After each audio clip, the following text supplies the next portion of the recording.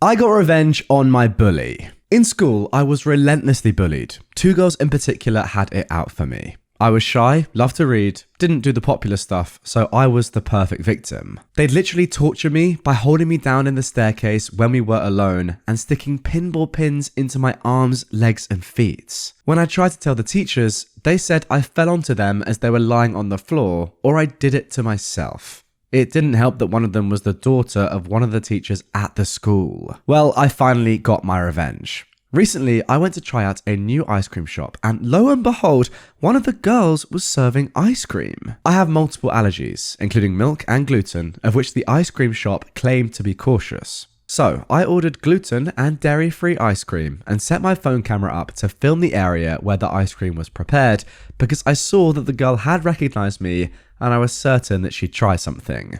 And she did. I caught her on camera putting a spoonful of milk in the bottom of the bowl and crumbling the gluten-consisting wafers over everything, then camouflaging it with the last scoop of ice cream. She put it down in front of me and said, "I hope you enjoy it." I sweetly smiled at her and asked if she could get the owner of the shop because I wanted to thank her for being so welcoming to guests with allergies. You can guess what happened next. I showed the owner the video and told her that I'd like to press charges because in my country it's considered a criminal offence called inflicting bodily harm to serve someone an allergen when you know the person is allergic. The bully will never work anywhere where she'll come into contact with food again, and she'll have this on her criminal record for years.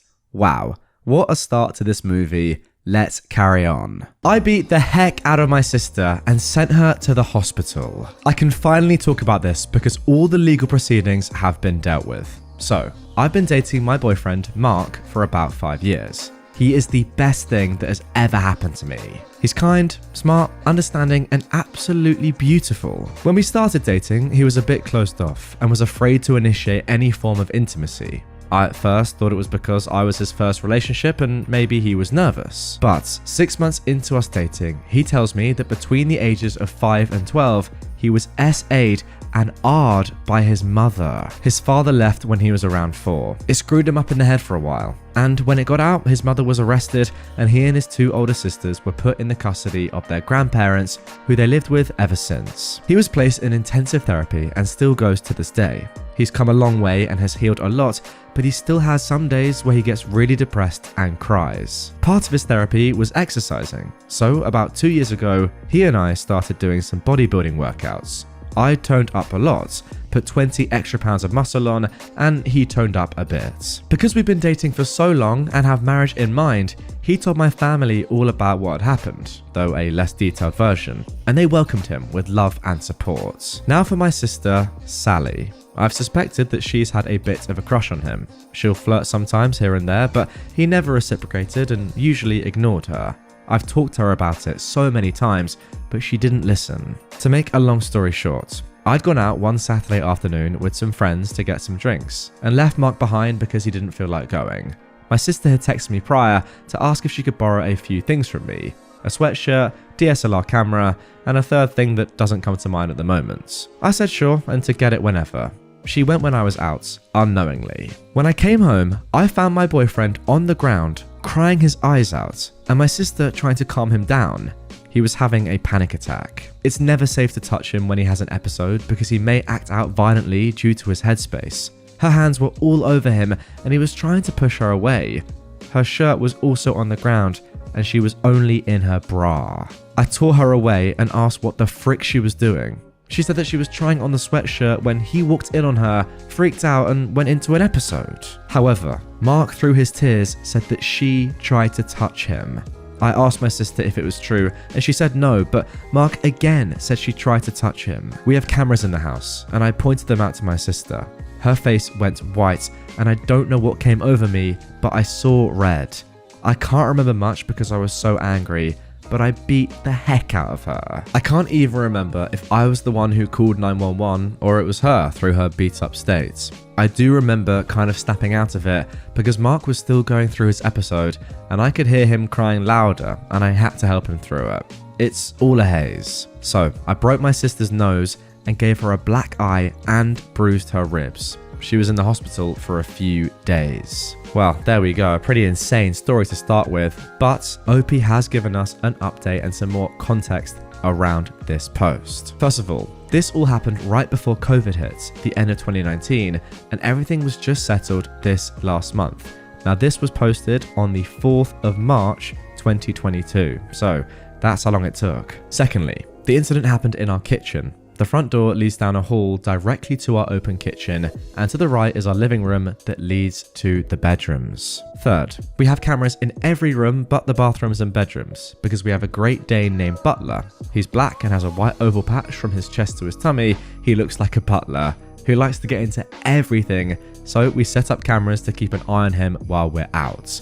The cameras don't have sound recording. 4, my sister didn't Mark, but she did try to coerce him into sexual activities. And 5, my sister didn't know I was out when she came over. I don't have the recording anymore. It was too painful to keep, let alone watch. Also, my memory of the whole thing is hazy, but the tape showed Mark answering the door. Again, our cameras don't have sound recording, but Mark said that when he answered the door, she told him that she was there to get my camera and sweatshirt. He said okay and let her in. He was watching TV, so he went back to his show while she walked into our room. She called out to him for help, and the cameras showed Mark getting up to help her. I don't remember how long they were in there, but the tape showed Mark rush out of the room while holding his hands out as if trying to stop an attacker. My sister then emerged half naked while holding onto her shirt.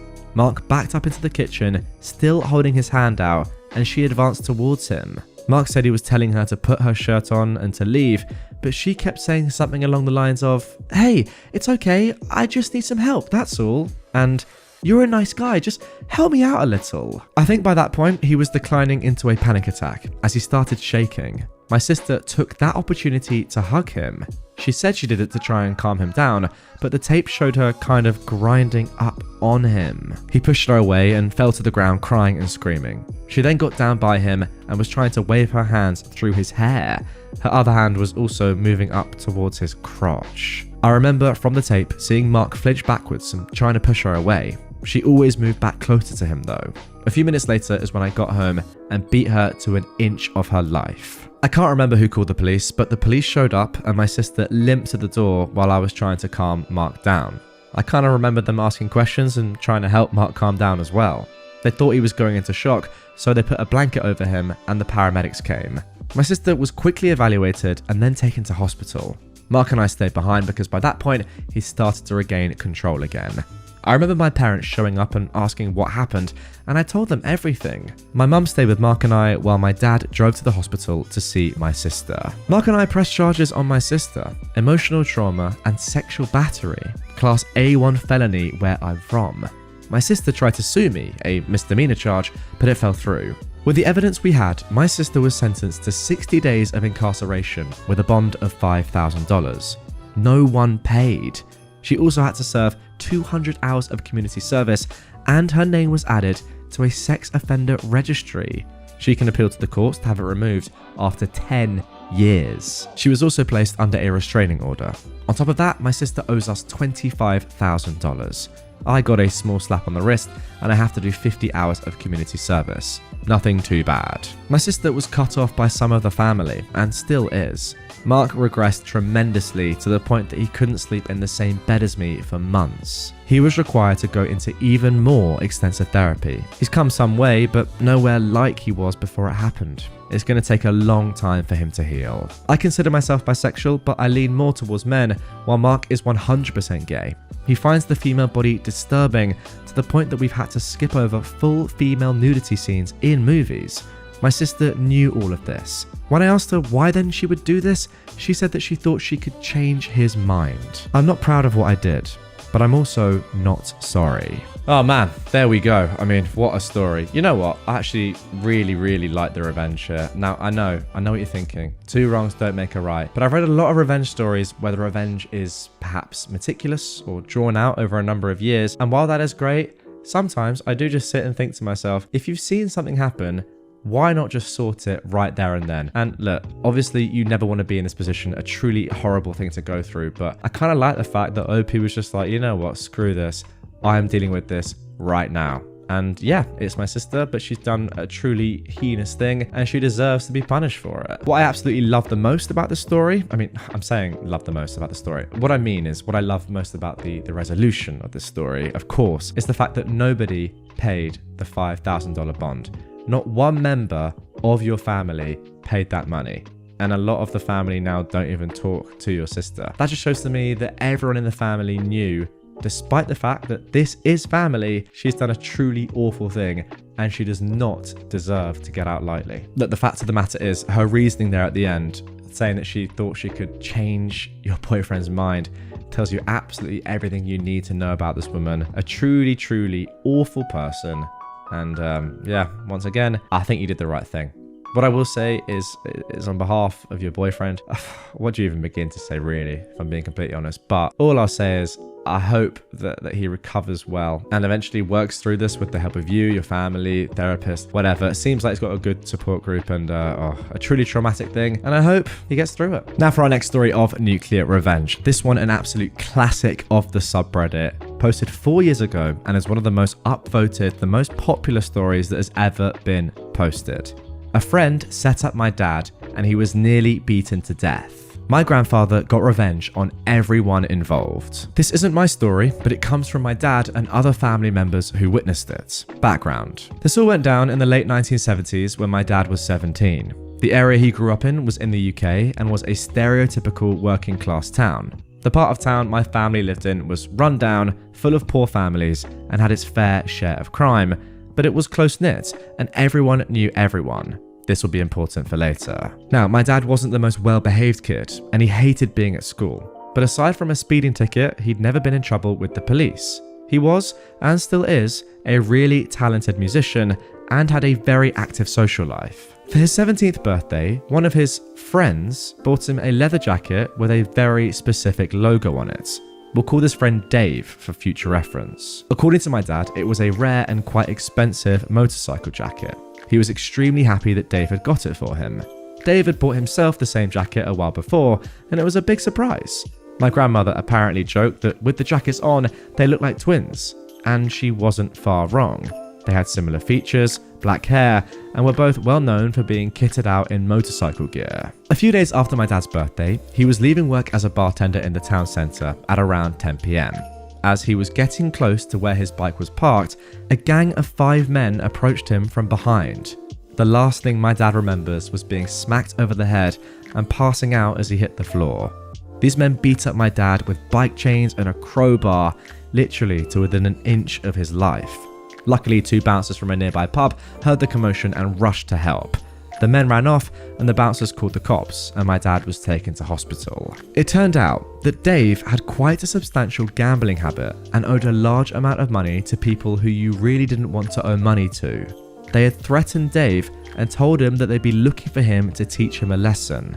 So, Dave decided to set up my dad to take the beating instead of himself, or at least lessen his chances of taking it. He'd bought my dad the same jacket because these guys knew that that was what he wore when he rode. He then arranged for a guy he knew to find out when my dad left work and call up the loan sharks to let them know where Dave was. What a scumbag. The revenge. My grandfather and grandmother were obviously distraught about this whole thing. The first thought on my grandfather's mind was if my dad would survive. When that was answered, his second was how best to get revenge. A bit of background on my grandfather. He was a lifelong boxer and a career military man. He enlisted at the back end of World War II at 17, stayed in the forces through Korea, and then served in Malaya and Burma as a scout and sniper during the mid to late 1950s. He only reluctantly retired when my dad was little and worked as an engineer after his discharge. This guy was a certified badass, even into his 50s, and although he wasn't the best husband or father at times, he could never stand by and watch his family get hurt. The first move my grandfather made was to call up every ex-service buddy, bouncer, pub landlord, etc. that he knew, and even a few less than legit characters he knew from the pubs. In my town, word travelled fast, and my grandfather was well liked and had a bit of a reputation, so it wasn't long before he had the names and addresses of the 5 men who'd attacked my dad. Apparently, these guys had been bragging about beating up a defenseless man from behind. These guys were career criminals with violent reputations, but my grandfather really didn't give a dang who or what they were. My grandfather then called up a few of the most dangerous, hardened guys he knew from the service. He explained to them what had happened, and they were all happy to help. One night, the group kicked in the doors of each thug and beat them to a pulp. All 5 of them. They knew that if they hit one, the others would hear about it and run, so they hit all 5 of them in one night. My grandfather knew no one would call the police in the area they lived in. Talking to the cops was a big no-no in that area back then, so there was little chance of being caught. All 5 guys ended up bloodied with broken noses, shattered teeth, and the requirement to be fed from a tube by the end of the night. One of them had to be put into a medically induced coma. Of course, the police interviewed all of them in hospital when they sufficiently recovered, but none of them talked, both out of fear of my grandfather and feared they'd be labelled as rats, and nothing came of it. But my grandfather wasn't done there. My grandfather used his connections in the clubs and bars to start spreading rumours about why they'd been beaten up. Soon it had gotten round that these 5 guys had screwed up and had beaten up the wrong person. Not only that, but they bragged about it and lied to whoever they worked for about it. Not only were they physically broken, but my grandfather ruined their credibility so that when they got out, no one, criminal or otherwise, wanted to be associated with them. Once this was all done, my grandfather turned his attention to Dave. He'd specifically left Dave for last, knowing that he would poop himself knowing that my grandfather knew what he'd done. My grandfather, however, was much more subtle in dealing with Dave, as he thought that a simple beating would be too good for him. He waited and asked around, and it turned out that Dave was not only a compulsive gambler, but also had recently turned into a heavy drug addict as well. My grandfather found out who he was buying his drugs from, when he would usually buy and where. He had a buddy of his follow Dave when he went to buy his stuff, follow him to where he was living, and let my grandfather know. My grandfather then called in an anonymous tip that there was a huge drug deal going on at the address, and he thought he heard gunshots. He got 2 of his buddies to do the same. The police investigated, searched the house, and caught Dave red-handed with boatloads of drugs in his home, as well as counterfeit bills and a ton of other illegal stuff. Dave was charged, denied bail, and ended up pleading guilty to all the charges laid against him. My dad could never remember his exact sentence, but it was definitely heavy, at least 15 years. To add to that, Dave owed a lot of money to a lot of people, and let's just say his time in prison was made much worse by this fact. My dad never spoke to him again. His parents disowned him, his girlfriend dumped him, he struggled to get a job with his record, and when he got out, he had to move miles away as no one he knew wanted anything to do with him. My dad eventually recovered from his injuries, although you can still see various scars on his body from the beating he took. My grandfather never told anyone what he'd done until my dad asked him about it when he got really ill in the early 1990s. Dave's life was ruined, and out of the 5 who attacked my dad, 3 ended up in prison later in life, and 2 ended up dead due to crime. My grandfather passed away in the late 1990s, and although my dad and him had their issues, it could never be said that he didn't look out for him when he needed it. Wow, is all I can say after reading that. That was simply stunning. Goodness me. Even what happened in the first instance, what Dave did to you was absolutely shocking. Honestly, I know, well, this is about your dad, isn't it? I know your dad nearly got killed, but very clever from Dave to set your dad up as him. Maybe I shouldn't be saying that, but I was kind of thinking that's pretty genius from Big Dave to do that. Nonetheless, your grandfather's revenge, just like chef's kiss. Because not only did he absolutely brutalise these 5 Donnies that deserved that, but he could have gone one further with Dave, but that would have been the wrong play. What he did in the end was absolutely perfect. You can't just let Dave get away with one beating. You can't. And I do think that the killing would have gone too far. So that lovely little middle ground of absolutely destroying his life is a perfect solution. So to grandfather, I salute you.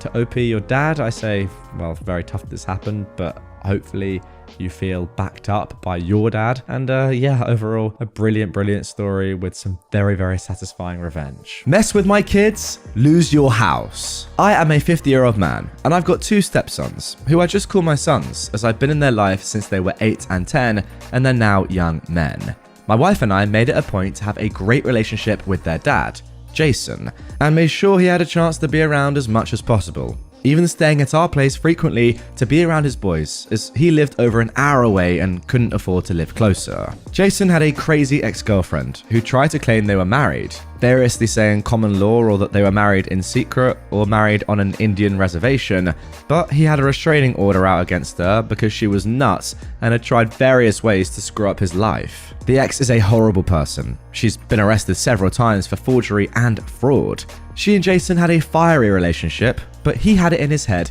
that he should make it work, as he did like her daughters and grandson.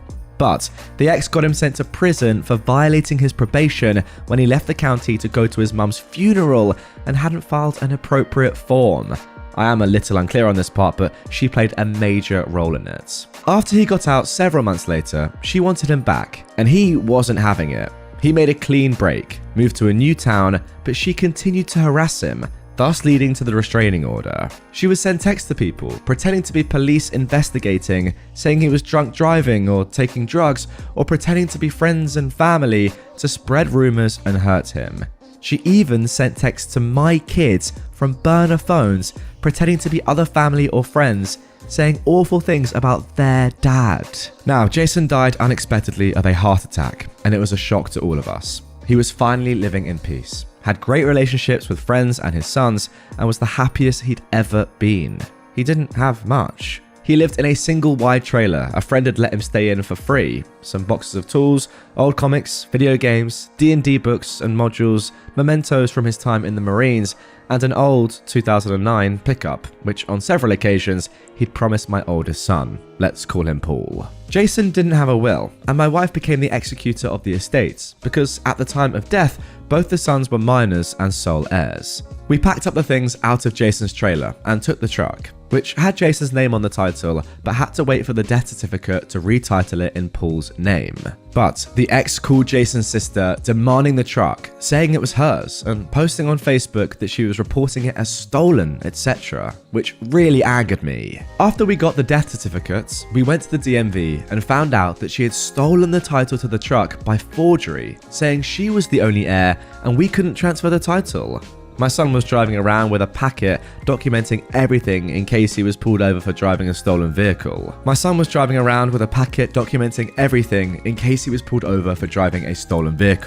We had to get a lawyer and start a special process that took several months before a director at the DMV fixed it, and we were able to title the truck, with the ex continuing to threaten and cause problems, making everyone miserable and costing us several thousands in legal fees. Early last year, we got through probate courts. The ex never showed, in spite of saying that she was the wife and sole heir. The court declared the boys as the sole heirs and my wife as executor of the estates in their names. Instead of showing up, the ex sent an email to the court saying she couldn't make it because of work. She doesn't have a job, and that Jason was never around his kids. He didn't miss a single high school football game, home or away, and never missed a home track meet, and that they were just leeching off his SSI for the back child support. She went on with a bunch of other non-relevant stuff just to trash my wife and sons, and pretty much said it didn't matter what the judge said, that she should get everything. During this time, we found out that Jason's name was on the deed of the ex's house. In order to get a reduction in property taxes because of Jason's disabled veteran status, she had filed papers to put him on the deed, but not the mortgage. If she'd just left my kids alone, we would have let it go. But she'd pushed principal beyond the point of detail, so we filed suit for half the house. The property is worth about $380,000. We went to court-ordered mediation, and she rejected a mediated settlement of a fraction of the value, which we would have taken. In April, her lawyer dropped her, and so she got a continuance on the first hearing. She then claimed that she had found a will from Jason, designating her as sole heir, in addition to another signed paper that she found as a quitclaim deed from Jason for the house. I did wonder if it was this or her not paying him which caused him to drop her. She was going to go back to probate court to reopen, appeal, the probate, and needed time for that, which the judge granted. On Tuesday, we finally went to court on the deed to the house. Again, she no-showed. The judge had inquiries to the probate court and she never filed any papers. The trial lasted less than 10 minutes as the judge recorded the facts and awarded the estate half the property. They will impanel 3 lawyers to determine how the property will be sold, and she's going to lose her house and for the first time in her miserable life, face the consequences of her actions. Frick around and find out. And there we go. That is the end of that one. I've got to say, first of all, OP, congratulations for winning the case. But I can't help but feel that it's very sad that Jason isn't around anymore, or indeed wasn't around during the culmination of the story, and now to see his kids grow up. You and your wife are doing an amazing thing. It's such a shame that that woman is just knocking about. I mean, why is she trying to fake a marriage that never happened? I mean, I know why, but come on. That's so easy to see through with just a little bit of questioning, right? Do you have the papers? No. Have you forged some things in the past? Yes. Maybe you're lying. Tough one.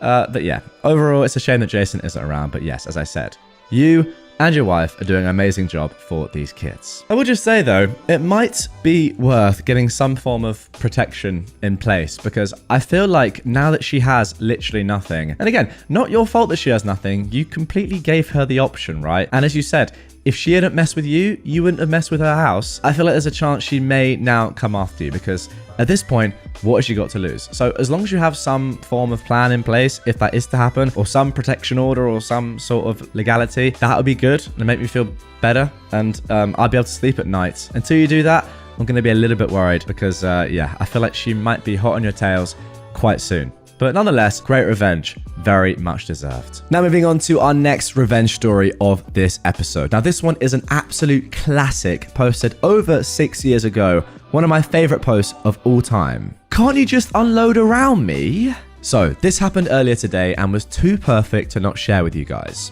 I work in construction as the foreman for a new house build. The location is kind of strange. The house is 250 feet up a hill via a footpath only. All of our materials have to come up that footpath by hand. It's a pain in the butt to manually carry, quite literally an entire house up this hill. One of our saving graces is having the 2 parking spots on the street at the bottom of this hill marked with official no parking signs. Unfortunately, there is an elementary school about half a block away, and the parents of children seem to regularly, at least twice a day, think it's okay to park in our spots. Now, I consider myself a reasonable person, so if someone is parked in the spots and we don't have a delivery or need to park a truck, I'll let it go. But if we need the spots and there's someone parked there, I will ask them to move, nicely, and most of the time they do so immediately.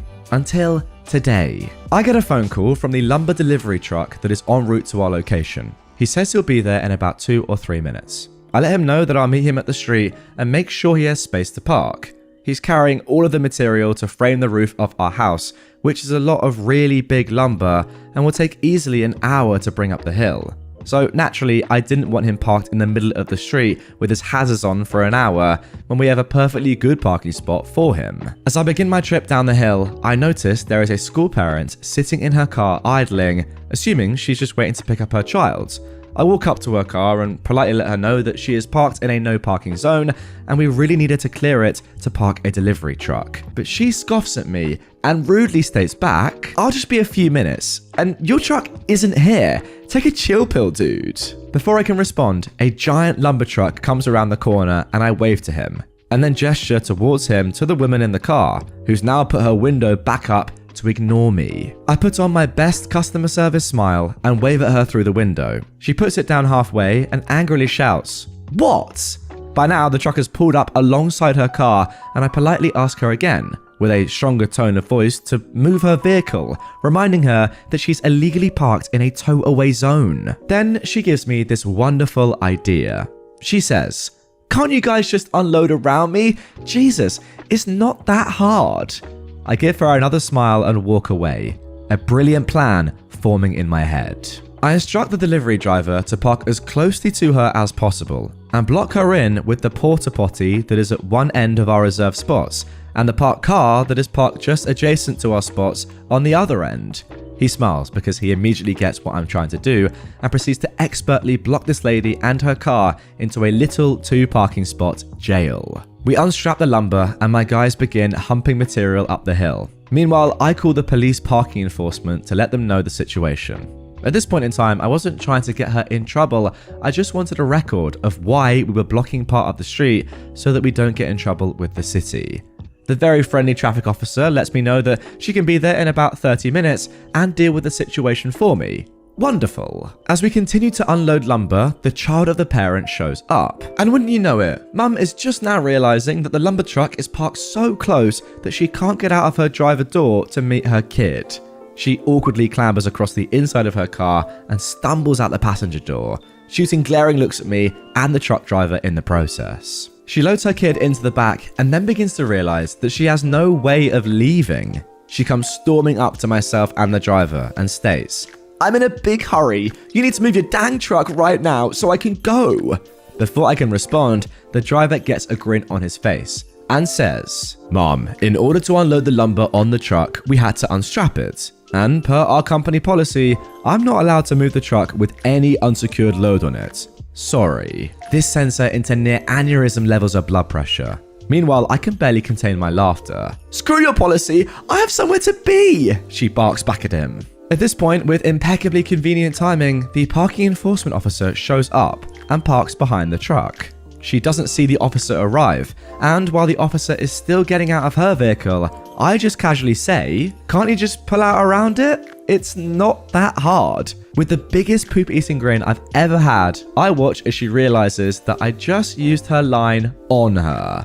"Screw you," she yells, and storms back to her car, and angrily clambers back in through the passenger door and into the driver's seats. At this point, the officer is walking up to myself and the driver, but before she can even introduce herself, the mum in the car slams it into reverse and stomps on the gas, crashing into our porta potty and knocking it over. Then she throws the car into drive and tries to mount the curb and drive on the sidewalk. The officer, driver, and I are staring in disbelief as she gets halfway over the curb and gets stuck. I can hear her screaming obscenities over the idling truck from inside her car. The officer promptly walks up to the door of the car and orders her out. My favorite part of the entire thing is watching her face go to shock as she realized she just did all of that in front of a police officer. She gets slapped in cuffs as the parking officer calls for a second unit, and she's promptly sat on the very curb she tried to drive over. She sits on the curb yelling to the now two officers about how we told her she could stay there and that we never asked her to move. The traffic officer responds that she was the one who was originally called when she first refused to move and that she already knows what's going on. While myself and the driver are giving a report to the second officer, my guys finish moving the remainder of the lumber and the driver finishes his statement and takes off to go back to the yard. By the end of the ordeal, she was arrested, charged with child endangerment. Her kid was in the back of the car the whole time. Reckless driving, destruction of property, the porta potty, and driving on a suspended license. On top of all of that, she also got her car towed. The kid went home with his grandma, and she went to spend some quality time in a cell. I never expected her to actually heed my advice to just pull out around it, but I think next time she'll probably think twice about parking in a tow-away zone if she ever gets a license again. And there we go, guys. Hopefully you now see why this is one of my favorite stories that has ever been posted on Reddit. I mean, that's just brilliant. I just got the picture of her in my head. Her in her car, just completely sandwiched in. Just beautiful, beautiful stuff. And ultimately, if she just followed the rules and not parked somewhere that literally says no parking, none of this would have happened. Completely her fault. What you guys did was not illegal. I mean, she literally said, "Can't you just unload around me?" You did just that. Fine with me. And yeah, I mean, I do feel for her kid because, yeah, reversing into a portaloo and then trying to smash through a curb and maybe through the van as well. I don't know, through the lorry. Pretty dangerous stuff. I was a bit surprised when I saw that charge, child endangerment, but then thinking about it, it makes complete sense. And yeah, hope the kid's all right. What's amazing about this story is that in every single paragraph, there was a moment in which this Karen could easily have just been like, okay, you know what? I'm done. I've made mistakes here. I apologize. Not even apologize, just say, fine, I was wrong. And just move or continue on with her day and not cause this terrible outcome. Every single moment, though, that she was offered that chance, and you offered her multiple, OP, she said, you know what, no, I'm doubling down, I'm going again. And she kept making the story and her situation and her kid's situation, sadly, worse and worse at every moment. That is the problem with these people. They have chances to get out of it. It starts off pretty chill. Please, can you just move out of the spot? It's no parking. Oh, yeah, annoying for me because I would like to pick up my kid, but I'll do it. You have another chance. We're not going to go to the police. Just please move. Oh, we can load around you? Are you 100% sure? You see what I mean? At every moment, she could have just said, you know what, you're right, I'm gone. But she didn't, and that was her own Downfall. Keep screwing over your group members. This teacher is tired of your trash. This is my first post here. And for reasons that will soon become obvious, this subreddit speaks to the depths of my soul. It's also a very long one because I want you to delight in my destruction. The particular flavor of this revenge comes from the fact that everything that goes down is the result of a domino effect that leaves devastation in its wake. My backstory. I've been teaching for many years, but it's important to understand that in my first year of teaching, I got put on blast by an elite group of entitled parents and their entitled kids. Not a week went by without someone either demanding my job, trying to undermine me, or just calling me a POS. I nearly quit halfway through the first semester. The verbal and emotional abuse was so bad. This was at a school in a tough area, so I was accused of racism constantly for asking kids to stop talking. I was ripped into for giving failing grades for missing work, and even enforcing the rules in the student parent handbook got me in hot water. My principal reprimanded me for being a negative influence on the school, and I was told that I needed to let more rules slide because he was tired of hearing from parents. I would have parents just show up unannounced to sit in on my lessons, and then tell me I was a trashy educator, a bad human being, etc. I have plenty of horror stories from that school alone, but the point I want to make is that this experience defined the kind of teacher I became going forward to my next school. I needed to be that person who was untouchable because I needed to focus on the one job that mattered: teaching kids. So my next school was in a fairly affluent area. It wasn't uncommon for me to find out that my students' parents made millions, which brought its own unique set of problems.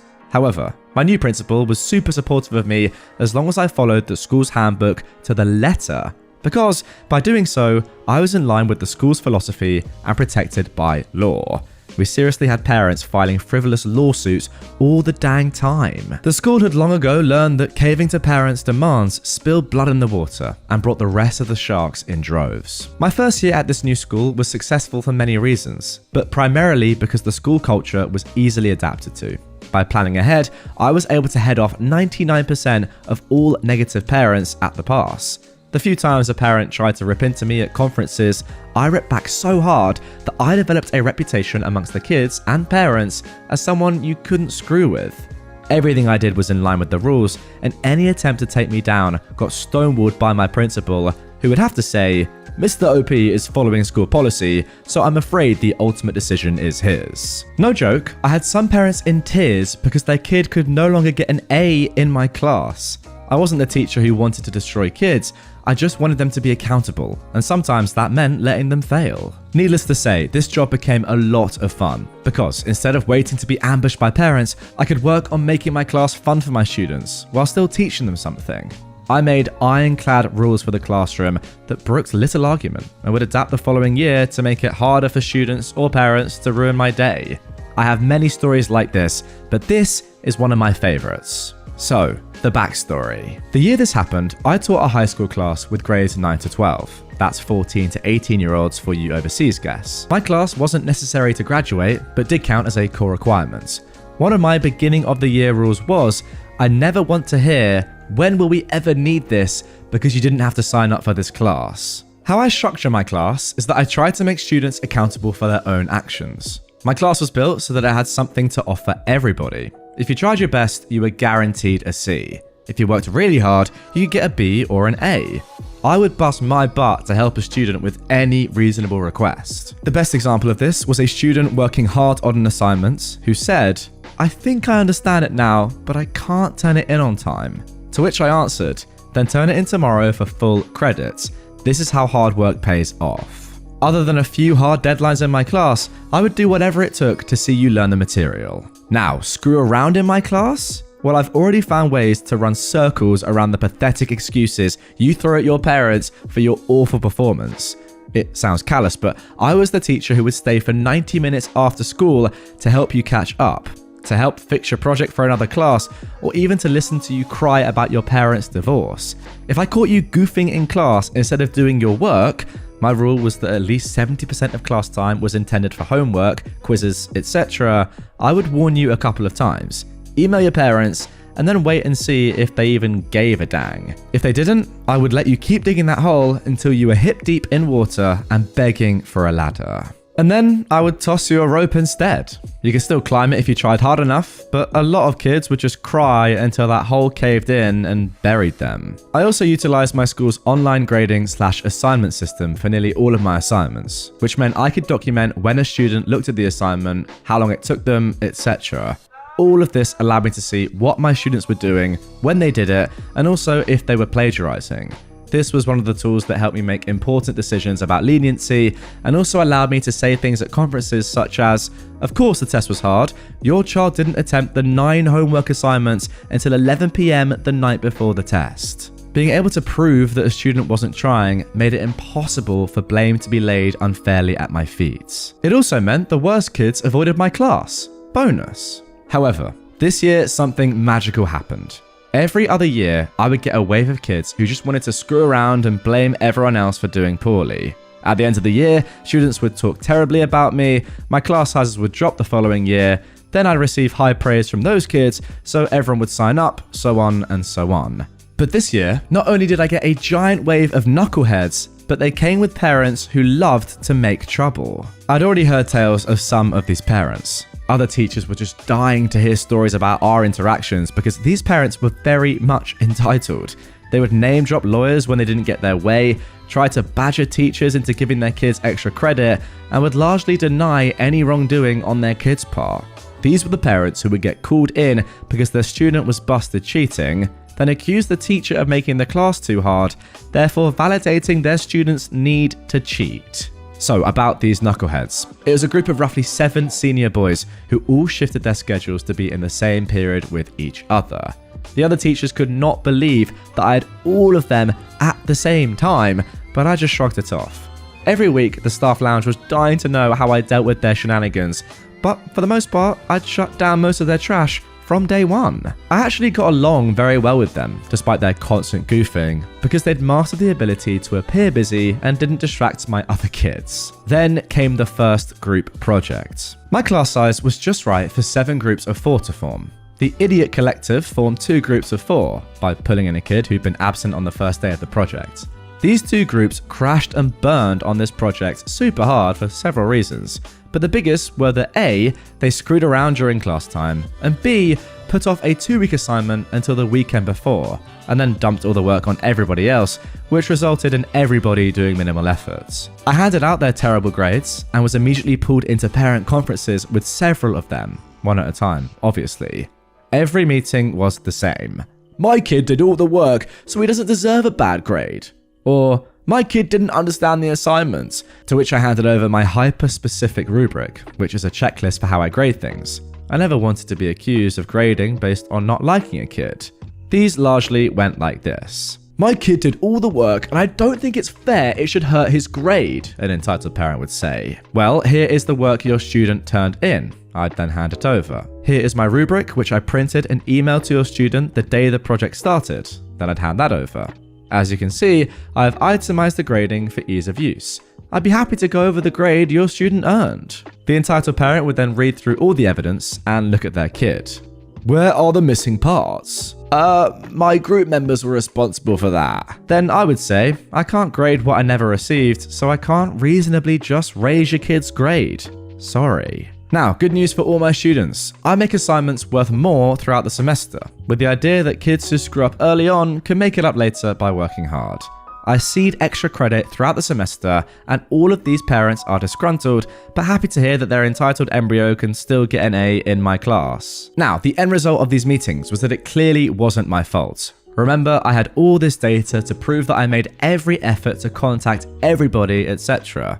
So, it must be the other kid's fault. So these parents would all decide that their perfect angel is no longer allowed to work with their previous group mates. Like a cancer, this failure of friends distributes through the rest of the class. Like the genius that I am, I make my students write a group contract for every project that details who does what and when it is due. Now, why is this important?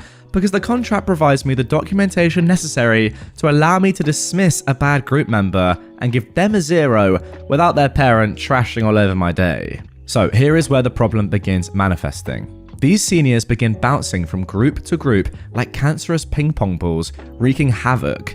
I let students choose their groups, so these seniors are desperately integrating with anybody that will have them. Because of my class size, every group has at least one coddled child to deal with, and these children just end up rotating until all of my students have worked with one of these seniors at some point. Now I'm getting constant complaints from parents of other kids about these boys. Their kid wanted a good grade, which means they ended up doing all the work while the senior slacked. This is usually after the fact, at which time I bring up, I would love to yank that leech out of your grade pool, but you have to use the contracts. Students don't want to say anything because they fear retribution from the seniors, but I can't do anything because I'll be accused of harassment. The contract can provide me with the leverage I need to prove that these kids were doing no work, because these seniors have been playing their parents for years. I make my class utilize Google Docs because the changes are timestamped. No joke, I've had students produce all the work the morning of a parent meeting to try and lie their way out and make me look like a POS, but that timestamp is a godsend. Luckily, my class is balanced. A trashy group mate can make things hard, but not undoable, and parents are appeased that I have an out for their kid, but disappointed that their kid doesn't use it. Every time I announce a group project is on the way, some of these seniors sucker up to the other kids to the point that it is expected that a spot will be made for them. I'm talking buying kids lunch, bringing them gifts, etc. Seriously, the day before a group project starts, all of the seniors now sit at separate tables from each other so that they could pull the "I'm already here, let's be in a group" card, which works most of the time. The strain on class morale is difficult, but I'm biding my time. The other students are grabbing at extra credit opportunities constantly so that their grade can absorb the blow, and parents' complaints are completely mitigated because I'm still offering every chance for success. My principal has a copy of my syllabus in his computer so that he can quote student policies that the parents signed off on. Not uncommon for him to hear, "I don't read that, so it doesn't apply." But he then reminds them that the clause above the signature line says, "My signature denotes that I've read this document in its entirety and agreed to abide by all the rules," or something similar, and that this should be a lesson to the parent and the student that when you sign something, you should read the fine print. Note, if you ever become a teacher, find an awesome boss like this and stick by their side. So, the setup. In total, I have 7 slothful seniors, but I shall name the worst of these Larry, Curly, and Mo. The fallout affects all of them, but these 3 are the ones whose parents have a hard-on for making trouble. Every time they bully a teacher into compliance, I imagine they sit around a smoking room with cigars and cognac, laughing at how they got their way yet again with a lowly teacher. I know that anything I do will be heavily scrutinized once the grades start falling, and I need to be able to shrug it off, because I've got other stuff to do, and I refuse to be the smiling topic of discussion in their celebratory circle jerk. However, a special note about Larry. Since he turned 18, his parents now travel non-stop and are impossible to reach. Larry is now just a huge douche because his parents no longer care about what he does. I closely monitor their grades in my class, but also in others. Now this may sound sketchy, but I routinely do this with any of my students who struggle with the material so that I can identify if the issue is my class or all of their classes. Students have been known to fake their grades using inspect elements, and I got tired of hearing, "But they have A's in their other classes," because then I look like a POS. Anyway, after a check, I speak with the other teachers. It isn't hard to find out that these boys are doing minimal work in other classes, and I actually discover that Larry has been finding ways to get other kids to do the work for him and then disseminating it among his friends. Other teachers have been bullied into lowering test percentages in their class, and guess what? He and his friends are enrolled in these classes. Despite bombing these tests, homework and project grades give them a comfortable cushion so that most of them are floating at low Bs. I can't prove this, they're using Snapchat, but when I bring it up with their teachers, the teachers don't feel like trying to prove it and duke it out with the parents. Now, they are gaming other classes for minimal effort. However, their only recourse in my class is to keep rotating through groups and leeching off of their hard work to maintain Cs and Bs. And the other kids are too nervous to utilize the group contract to get them fired. Remember how I mentioned that I steadily increase the value of my assignments to keep kids working and give them a chance to fix their grades? So here is me on a random day in class. Hey everybody, I was looking in the schedule and realized that your last project before finals may stress you out unnecessarily. Would anybody mind if I dropped it? My class, who are tired of getting banged on group assignments, say, "Nope, drop it, best teacher ever." Okay then, well, just so you know, I reply, I'm going to move our next project back a couple of weeks and extend the deadline by a week. Also, since I cancelled the last project, this means that the next project will now be worth roughly 20% of your final grade. So do your best. Screwing this up could kill your grade. My class, whatever.jpg. So, in one step, I have inflated this assignment and also moved it. I send out an email to parents and students letting them know about the change to the syllabus and the assignments. I get no responses other than happiness that I'm removing stress from the end of the semester, etc. I actually did this primarily because another teacher, who was also a huge douchebag, plunked down a monster project that same week, and I knew it would burn out my students prior to finals, so I figured a break was in order. Win-win for me, really. Now, why did I move it? Maniacal laughter.mp4. The Friday before the project started, I announced at the start of class, okay, I'm introducing the project now so that you can get into groups today and we can do it first thing Monday morning, without delay, since this project is so important. This announcement elicits a room full of poop-eating grins. Why? It was senior ditch day. Now, our school didn't condone a ditch day, so the kids tried their best to keep it a secret, but I found out a month in advance. All 7 of these kids, therefore, were absent from class, which meant that I had just given the entire room freedom from these deadweights. Immediately, groups are formed, and even better, I had a couple of kids transfer out my class at semester, which meant, numbers-wise, these knuckleheads will have to work on this last group project together in 2 groups. I emphasized that everyone needed to get to class as soon as possible so that they could start as soon as attendance was called. My original intention was to light a giant fire under all 7 of these chumps to get them to actually put in the effort they'd neglected to do all year.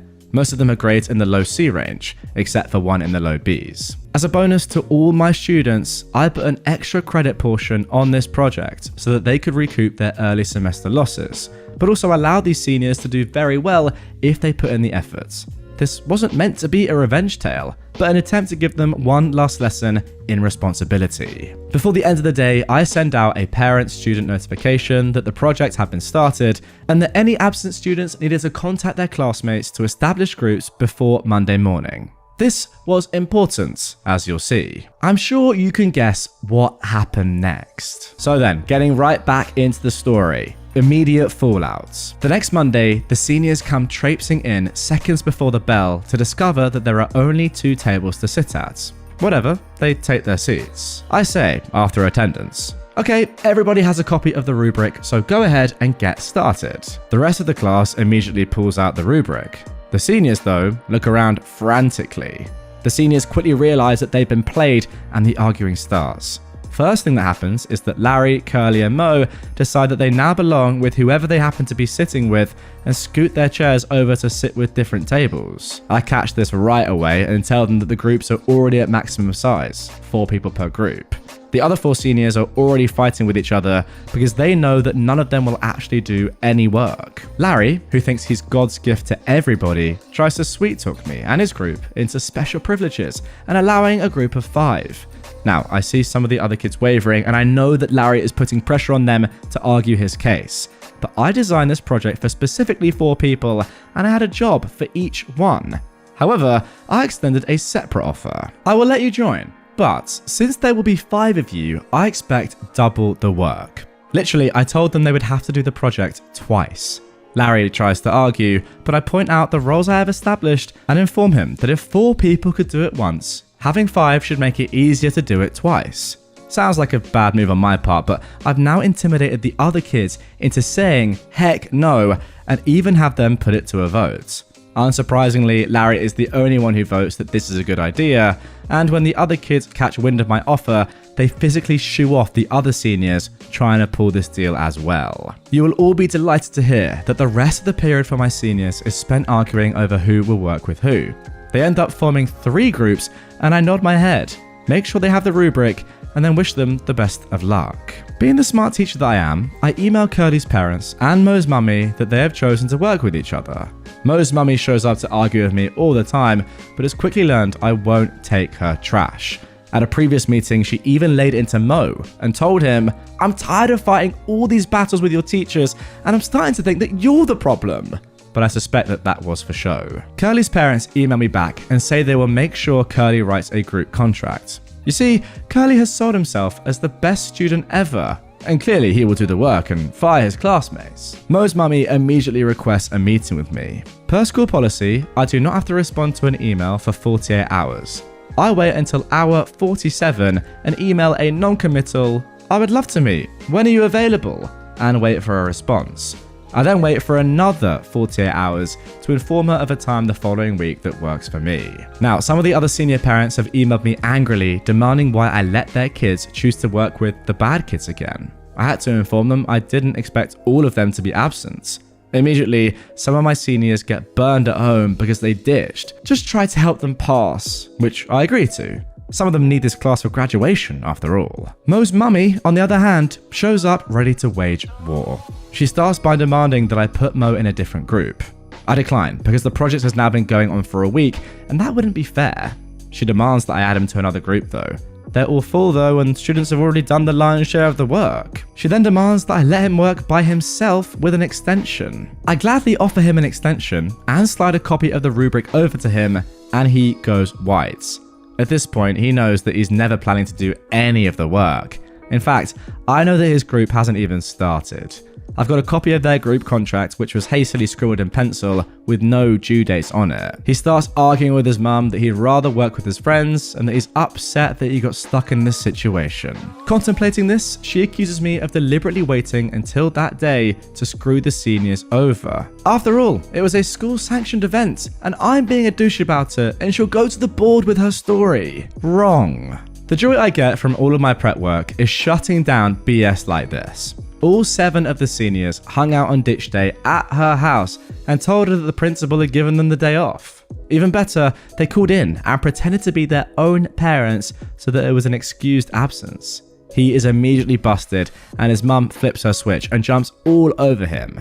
You see, she can keep pressing me on this issue, but I now have evidence that he pretended to be his own dad, and that is a suspendable offence. I buy myself into her graces by telling her that I had no idea that senior ditch day was that Friday, but I gave her kid a free extension on the homework that was due because I thought seniors deserved their own traditions, blah blah blah. She buys it. Also, I can prove that I emailed him and her and gave them plenty of notice before Monday morning that they needed to pick groups before something like this happened.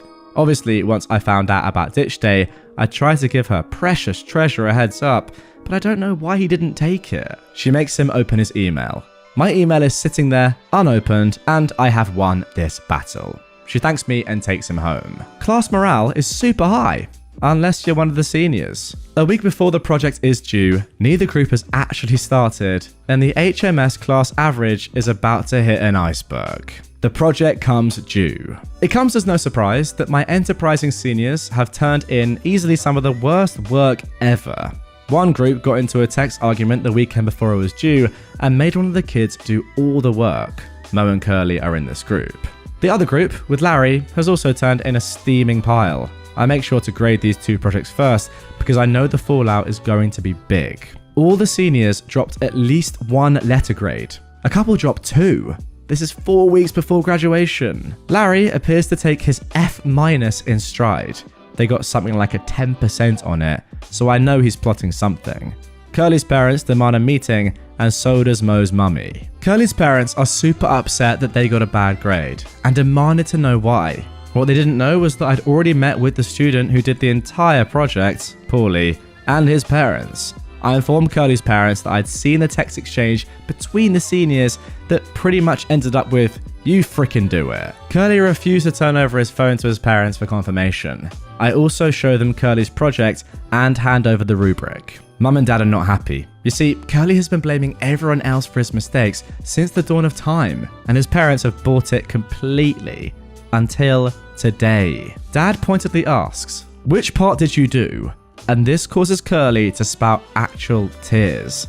I then pull up a spreadsheet of all of the group project scores from the year with no student data and have highlighted his scores, which are among the worst. The purpose of this was to use data to prove that their son, frankly, never does the work. Curly is absolutely destroyed by this. His parents kick him out of the conference because they're tired of his excuses and ask me what they can do. I tell them I'd be happy to offer one-on-one tutoring and that he can still pass the class if he does his homework and gets a B on the next exam. They agree to this, we all shake hands, and they leave. Curly's story largely ends here. He never shows up to tutoring, and I email his parents. After 3 emails, his dad finally responds with, his mum and I have decided that he needs to learn to be an adult and are leaving him to his own devices. Thank you for your efforts. Curly will spend the rest of the semester doing little to no work. Because he's grounded at home, he's now just watching YouTube videos on his phone during school. The ripple effect is glorious, because now Curly is doing this in all of his classes. I speak with his teachers and they all email that he's quit doing work in class and get the same reply I did rather than the vehement responses they're used to. When Curly fails his classes, he still graduates, but his parents have informed him that they are no longer paying for his college and it's time to get a job. Mo's mummy flips her lid and demands answers. Unfortunately, Mo is in the same group as Curly and she gets the same answers from me. Strangely enough, once she's exhausted every effort and attempt to somehow blame me for this, she admits that she knew Mo was part of bullying the lone senior and that he should be ashamed of himself. She deliberately tried to play me, but outed herself once she knew that I already knew everything. Super annoying, but I do agree to help tutor him one-on-one, which makes her happy. Long-term fallout. Mo's mummy is emailing me every few days now. Is my son doing his work? Did he get help with his homework, etc.? Non-stop, but she knows better than to fight with me. Larry is unusually chipper and is no longer doing his work. I found out that Larry is supposedly going to a college where he just needs to maintain his GPA over a super low number. He claims an F in my class won't change anything, so I make sure he doesn't distract the others. Mo shows up only occasionally, but strangely enough, Larry pops in just to say hi whenever Mo is getting help. I can't fathom why he does this, but suspect he's up to something and already have a backup plan in place. You see, Mo's mummy is nuts, and I make sure that there's always another person in the room with me when I tutor him. Anyway, Mo's mummy is constantly checking in. I start waiting 48 hours between emails, because I can, and she starts dropping by in person, unannounced, to check in on him, but really me. She's been acting cagey lately, and I'm starting to suspect something. It's frickin' Larry. Larry is a friend of Mo's, so he's been in her home, feeding her made-up stories to convince her that I've been emotionally abusing Mo when other students aren't around. Stuff like I was calling him the R word after school, etc., and then telling her, you could even have the school check the cameras to see that I'm there. This starts a whole thing where Mo's mum is now demanding answers from admin. But Mr. OP is smart. The admin asked me about details regarding my interactions with Mo, and I end up sitting down with my principal, Mo, and Mo's mummy. She details that Mo is struggling, might not graduate, and that she believes that I've singled her kid out for abuse and wants his grade raised. You see, Mo is dumb and lazy, and his mum is just as bad. When Larry went to her with his story, she never bothered talking about it with her own son. He just agreed and went along with it, so I asked Mo point blank to please describe what has been said during our sessions and then offer to leave the room so that he can tell the principal without me there. She tells me to stay because she wants me to hear from her son what I've done to him. What neither of them knew was that I was a mentor teacher. That meant I had a first-year teacher as my mentee. Not a student teacher, but a new hire that works with a veteran teacher to learn the ropes of our school. And I had her working on grades and such in my room after school. You need so many contact hours on the days I agreed to meet Mo. She was young, so Mo thought she was another student and never questioned it and couldn't even remember that she was in there. My principal already had statements from her detailing my interactions with Mo, and Mo was unable to give any actual details and suddenly forgot what had been said to him. This lands her in hot water with admin, and Mo's mummy blames the whole thing on Larry and becomes visibly upset that she fell for such a stupid ruse. This results in an email cautioning teachers from being alone in a room with either student. Suddenly, after school help evaporates for both, but hey, I always have someone in my room, so whatever. After that meeting, Larry is now suddenly super concerned about his grade. I rationalized that he was hoping to burn me out of my job and then use the fallout to get a free passing grade.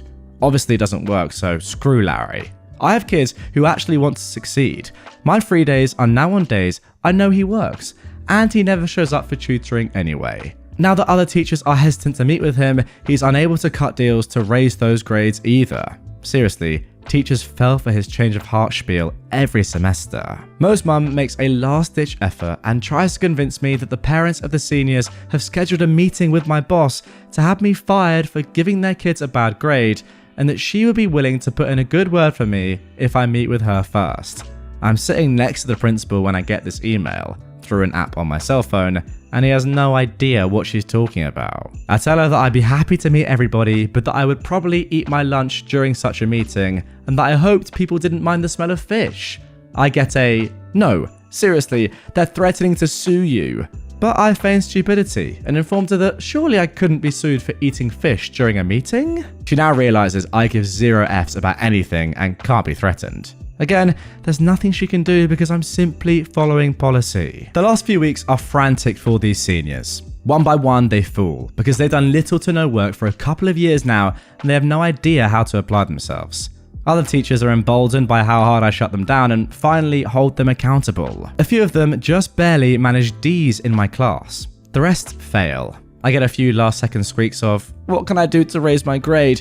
but have now documented that none of them attempted the extra credit assignments and that was their chance. It's hard for a parent to trash on you when you can prove you actually try to give their student extra credit and can then prove they never opened the assignment online. These guys are now failing some of their other classes. A couple have breakdowns in my class and leave crying. Their friendships are fracturing with each other because they now all hate each other for what happened, which they'll get over during the summer. My last test came and I made it an online multiple choice test. It was easy enough to have the questions and answers shuffled in random order, meaning they couldn't cheat off each other. You see, I knew for a long time they'd sit next to each other to try and cheat on the exam, and Larry had blown a ton of money on a tutor to try and carry his friends. This, though, throws them all off. And when Mo's mummy accuses me again of trying to trick her kid with a much harder test, it was easy enough to shoo her away with a simple email. Larry passes the exam, but his grade moves up to a meager D-. Finally, the results. Of these 7 seniors, 1 didn't graduate and had to transfer schools. His parents were embarrassed that they paid to fly the whole family out for a graduation that he didn't get to take part in. 2 of the seniors lost all of their scholarships and could no longer attend the schools they wanted. Their fallback plan was to attend the same school together and become roommates, which they did with 3 of the other seniors, including Mo. I do have some other stories, because I still work at this school and occasionally hear from the kids who graduated. Larry's college was not happy with his final GPA. I'm not sure what his long game was, but it sucked. The college kicked him out before he could even start, and I found out his huge web of lies extended to his parents too. He toured Europe over the summer and tried to surprise his parents by coming home instead of going to school. Apparently, they kicked him out immediately after because they were selling their house to get a condo somewhere else. Remember, they travel for work all the time now, so wanted to downgrade. Last I heard, he made up a story that he joined the military but got released due to a made-up illness. I say made up because I heard this story from 3 different people and each one was given a different disease. Curly's parents relented and decided to pay for Curly to go to college after all. Curly got kicked out halfway through the year though, got busted more than once for underage consumption, and they then kicked him to the curb after living at home for a year and refusing to get a job. Last I heard, he works in a vape shop. Mo went to school and used his book smarts to try and pay other kids to do his work for him. His mummy is rich. When that failed, he faked his grades to get his mum to keep footing the bill. Eventually, the school kicked him out and he moved back home. The story his mummy told a friend of hers, who I ran into at a school function, was that he decided he'd rather be an entrepreneur than go to college and that he bought a drone to film weddings with. Last I heard, he was acting as a distributor for his weed dealer, but had moved up to selling acid on the side. His mummy thinks he works weddings. One senior went to college with his friends and immediately realized he needed to change. He quit hanging out with his friends and, last I heard, graduated with honors in a lucrative field. He emailed me once to thank me for challenging him in high school because it prepared him for college. So that was nice. So that's it. That's the end. Thanks for reading. And if you ever had a teacher you loved, send them an email. We love hearing from our children. Wow. And there we go. That is the end. What a story. Again, immediately, I just want to say to OP, the way you deal with these people is just phenomenal. I don't know how you do it. You just do it with such calmness and you just know exactly what you're doing at all moments. I guess this just proves that if you really are careful in your day-to-day workings and you back yourself up and you make sure that you always have evidence and you're just a good person that does things to the letter of the law, then you can always cover yourself no matter what happens. I will say the way you handle the parents, in particular most mummy, is just actually brilliant. Because I can 100% think of a lot of my teachers in the past that have definitely backed down to entitled parents like that. But the way you just say, no, you're wrong because of this, and this, and by the way, I have all the evidence right here, is phenomenal. What I love about this story the most is that you've done all of this, not because you want to make a point or because you really don't like these students. You wish they worked harder and you want them to fail because they're disrupting the rest of your class. No, that isn't the point. That's very clear to see. You're giving them, if anything, not just education, but life lessons. I mean, that is epitomized by the email you received by one of those seniors. What if you had gone easy on them and just said, oh, you know what, you're not doing any of the work, but fine, you can pass, get into college. That's not going to help them in the long run, is it? They're going to get to college and just absolutely fail and then be in a worse spot because, you know, they're even further on in their life and education. And yeah, the failings in college are obviously more serious than they would have been previously. So the fact that you did all of this at that stage in their lives, as one of the seniors has said to you, is a great thing. And ultimately, I think in the end, they all will probably look back and think, yeah, that teacher, OP, was pretty good and we messed about. My dad, who is trans, has discovered how to beat transphobes in the South. We're currently in the South visiting family. When we were at a restaurant, my dad, who is female to male, had to go to the bathroom.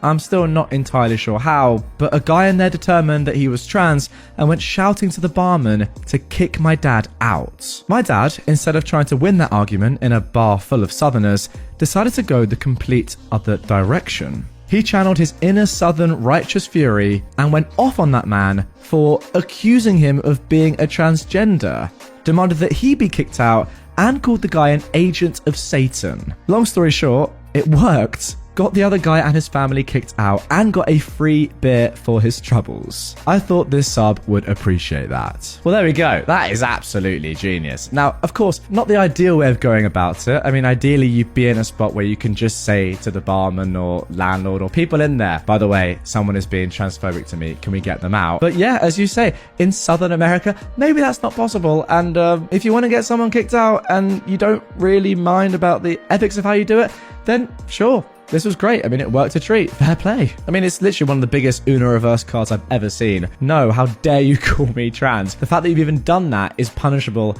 by getting out of the bar. Great stuff. Refuse my mother entry to your horse track? Don't expect access to our personal road.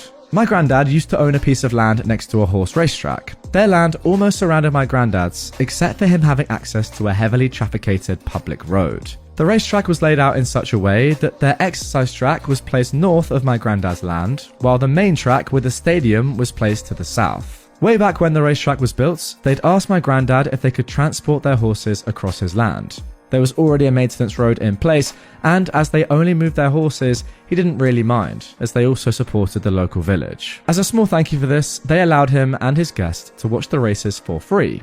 Normally it would cost around $5 in our local currency, not that much, but it allowed him to take me and all my cousins to watch the horses for free. Anyhow, fast forward a couple of years and my granddad passed away. My mother, who inherited the land, tried to bring her grandchild, my niece, to the racetrack to see the horses, just as my granddad used to. At the counter, she is told that she has to pay for admission. Not really that big of a deal, as she thought that they didn't know that she now owned the land. Afterwards, however, when she writes to the track to rectify the situation, they tell her that she won't be admission free, as it was a one-time deal they'd struck with my granddad that now was off. So, enter the petty revenge. A few months later, when we had planned to cut down some of the trees for lumber, my mother told the contractors to accidentally leave 1 or 2 logs across the maintenance road. The racetrack, now having to load their horses on trolleys as they had to use the busy public road instead of our maintenance one, almost immediately sent an email to my mother,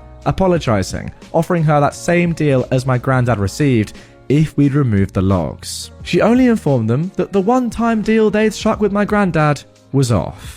In the end, after some wrangling, we ended up with a deal where they now have to pay my mother around $400 every month in addition to her and her guests having free admission. And there we go, some solid revenge right there. If anything, as soon as I started reading the story, I was thinking, yeah, tickets are nice, but they're worth $5. You are giving access to a really important road for this company's entire, business model, right? Without that road, as we've seen, the whole thing kind of gets decimated. So from the off, you should have been getting money. However, the fact of the matter now is that they took you for granted and you're now doing pretty well out of it. $400 doesn't actually seem like enough. I'd say even push for some more. You have the monopoly on that road, obviously. Go for more. Go for a K. See what they do. The good thing is, you're back to enjoying the horses. Cool bylaw on me because I'm too sick to mow my grass. Enjoy your view of my 8-foot fence. So the cool about the long grass was kinda a last straw thing. The backstory is, my grandpa passed away 2 years ago and I moved into his house. He was pretty healthy, but he let the yard go down a bit.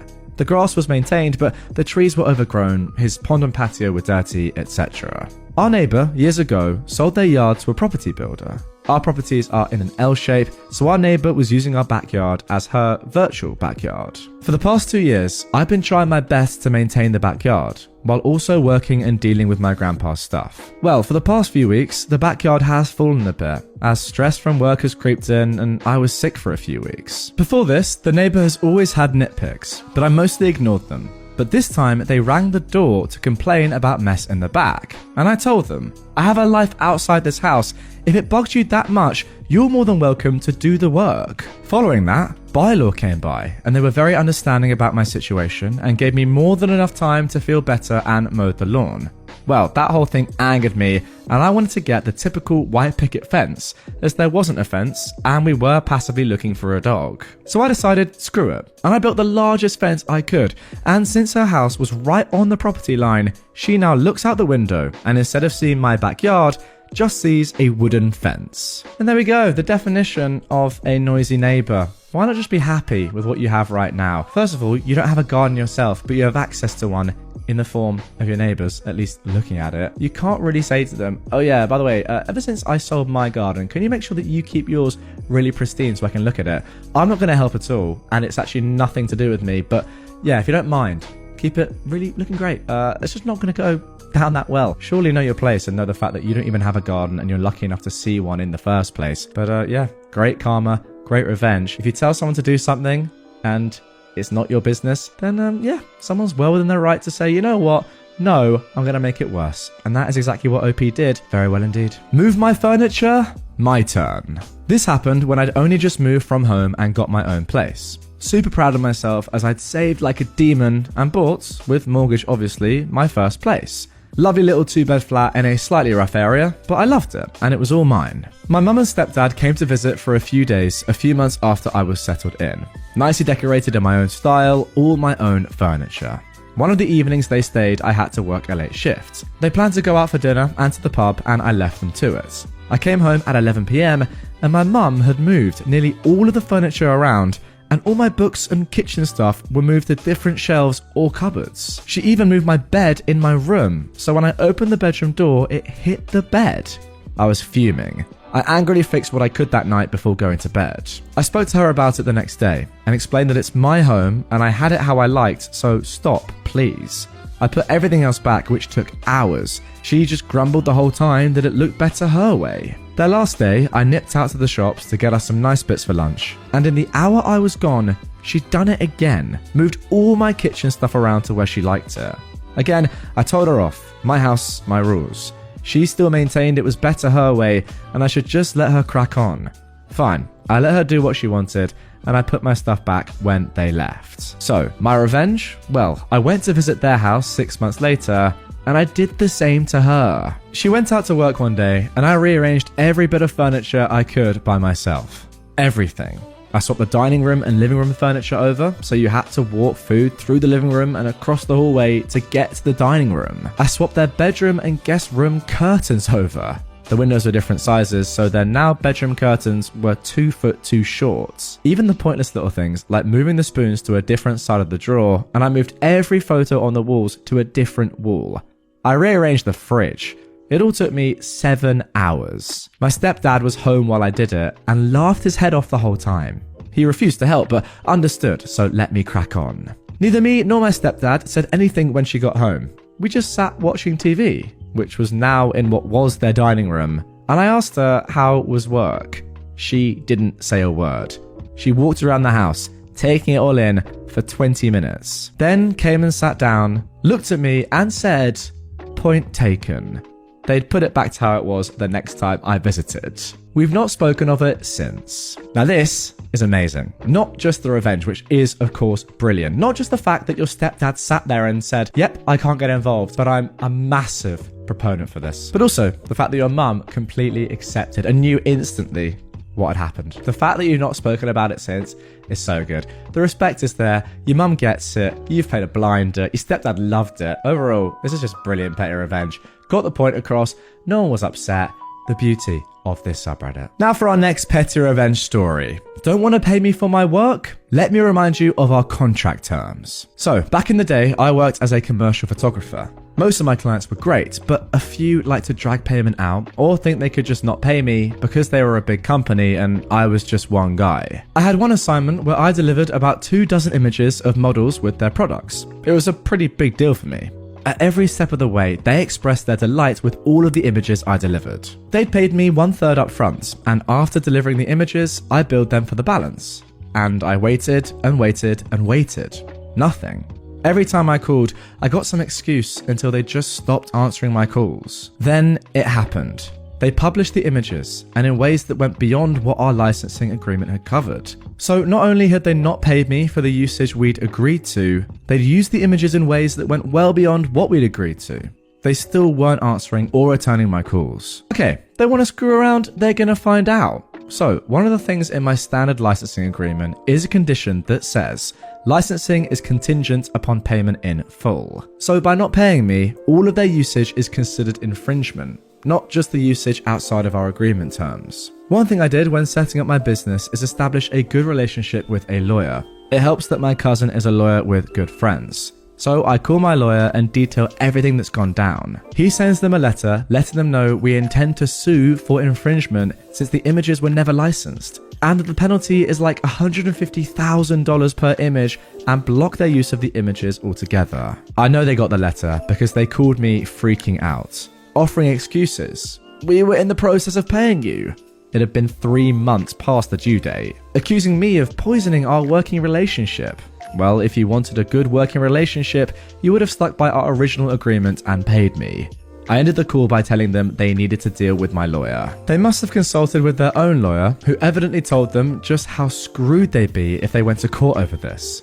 In the end, I settled for less than what I asked for in the initial demand, but it was far more than if they just paid me and negotiated for the additional usage. Oh yeah, seems legit. Haven't paid for 3 months, but then as soon as you put it on them, oh no, we've been in the process of doing it. Payments take 3 months sometimes. You know what? I work with, or at least have worked with in the past, a lot of brands across a multitude of my own media. This channel you guys would have seen on the likes of Spotify, Apple, etc. And to be honest, it's pretty obvious which ones are messing you about and which ones aren't. And sadly, some of them do. I can't lie. Some of them take ages. Now, the majority have a policy of either 30 or 60 days to pay invoices, which is completely fair. But a lot of them actually just pay in like a day. When you ask them, they just do it because that's all it takes. It's the same as me paying you, a friend or a family. Yeah, they might have to expense it and go through some formal stuff within their company, but the actual payment literally takes a day maximum.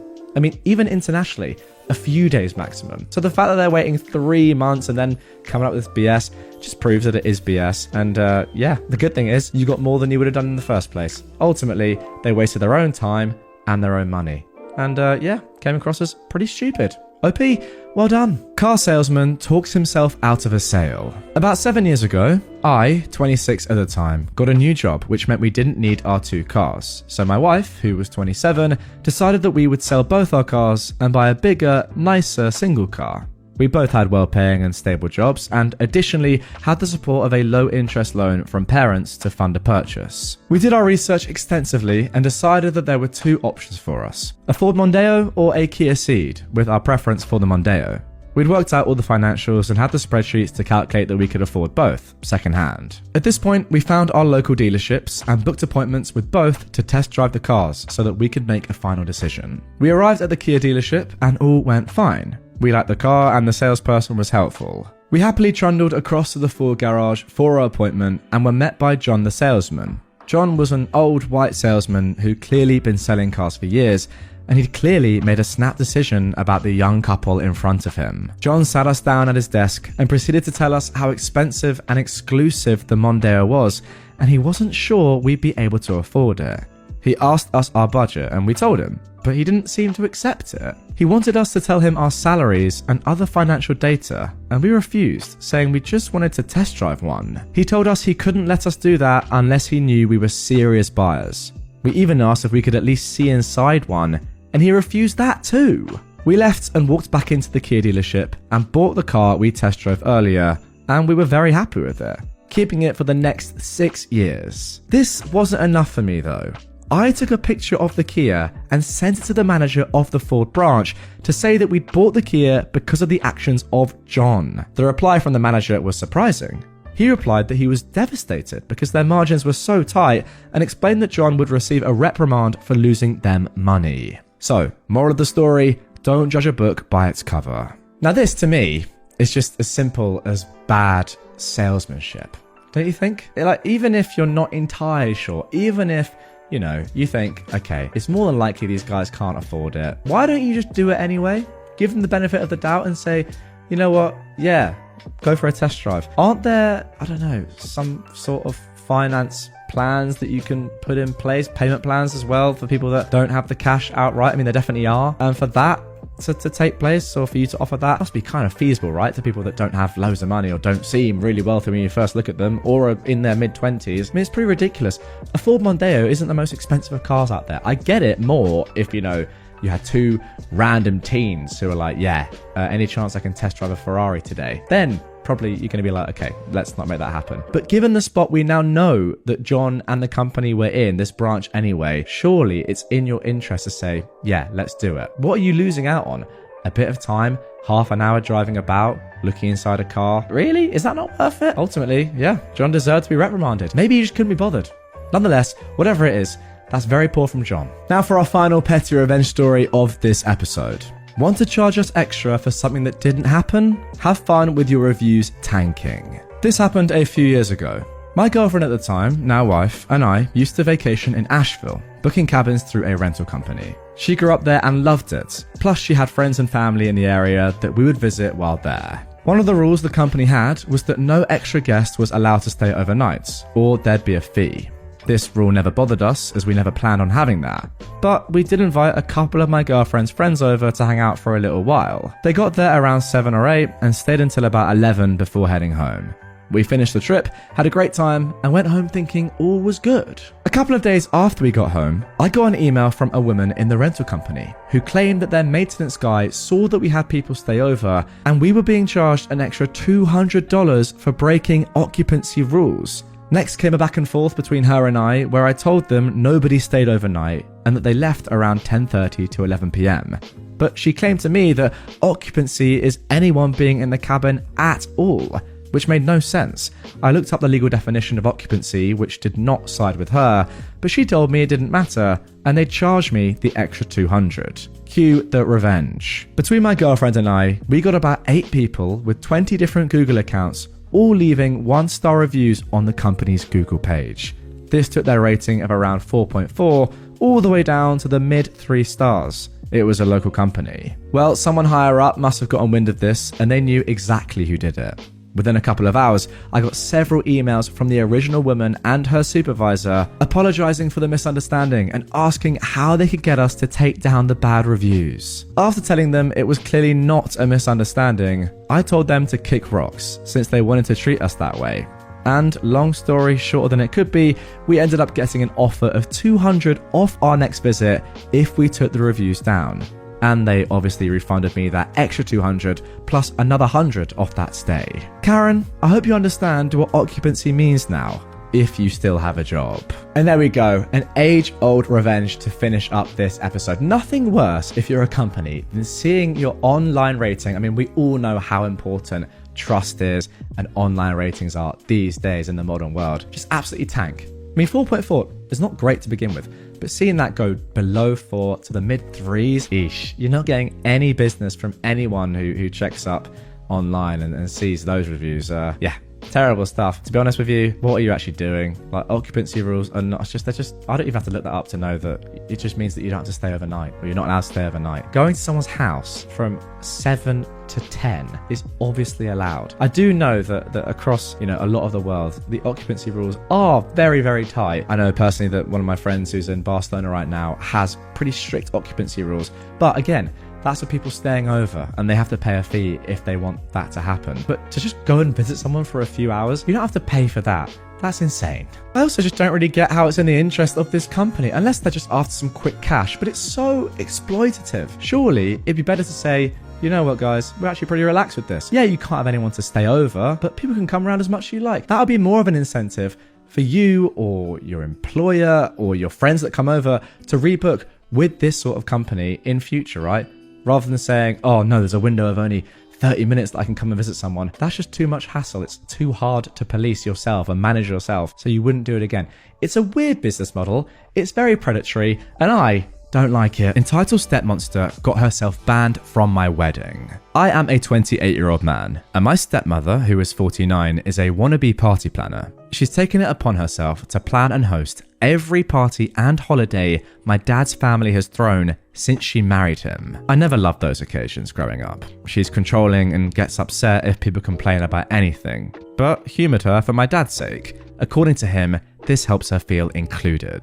I'm getting married to my fiancée Jane in July. We got engaged in early 2021, but Jane ended up getting pregnant a couple of months after that, and we decided to postpone the wedding to focus on our son for a while. So we've had a long engagement. My stepmother has tried to hijack our wedding plans from day one, complaining, contacting our planner, showing up unannounced to Jane's dress appointments, and more, and we've repeatedly asked her to stop. Now, Dad wants us to humour her again, but she's clearly resentful of the fact that she's not hosting the wedding or being labelled mother of the groom in invitations. Besides our baby boy, we also have Luke, who is a 4-year-old, Jane's paternal half-brother. She got custody of him a few months into our relationship after his parents died. I ended up moving in with them during the pandemic and have been in Luke's life since he was a baby. He doesn't call me dad and refers to us as his sister and his OP, but we love him like a son. Stepmother, though, hates Luke. Okay, sorry to interrupt, she hates a 4-year-old child.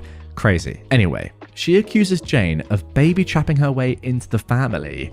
That accusation only got worse after our son was born. My dad gets along with Jane and adores the kids, but stepmother demands him to refuse babysitting Luke, so we don't leave the kids with them often. Instead, Jane's brother and sister-in-law usually watch the kids for us, as their children are close to ours in age. We had a thing last Sunday, and my brother-in-law was out of town with his family. Jane's other siblings live in different cities, as well as my mum and sister. My dad agreed to babysit at our place, and we left. We came back to find both kids crying, stepmother screaming, and dad weakly trying to calm everyone down. Apparently, Luke had told stepmother that both he and our son were going to be our ring bearers, and she went ballistic. At a 4-year-old, that is. She screamed that she wasn't going to allow that because he wasn't family. She then, unfortunately, got physical when he started crying. His lip is still split.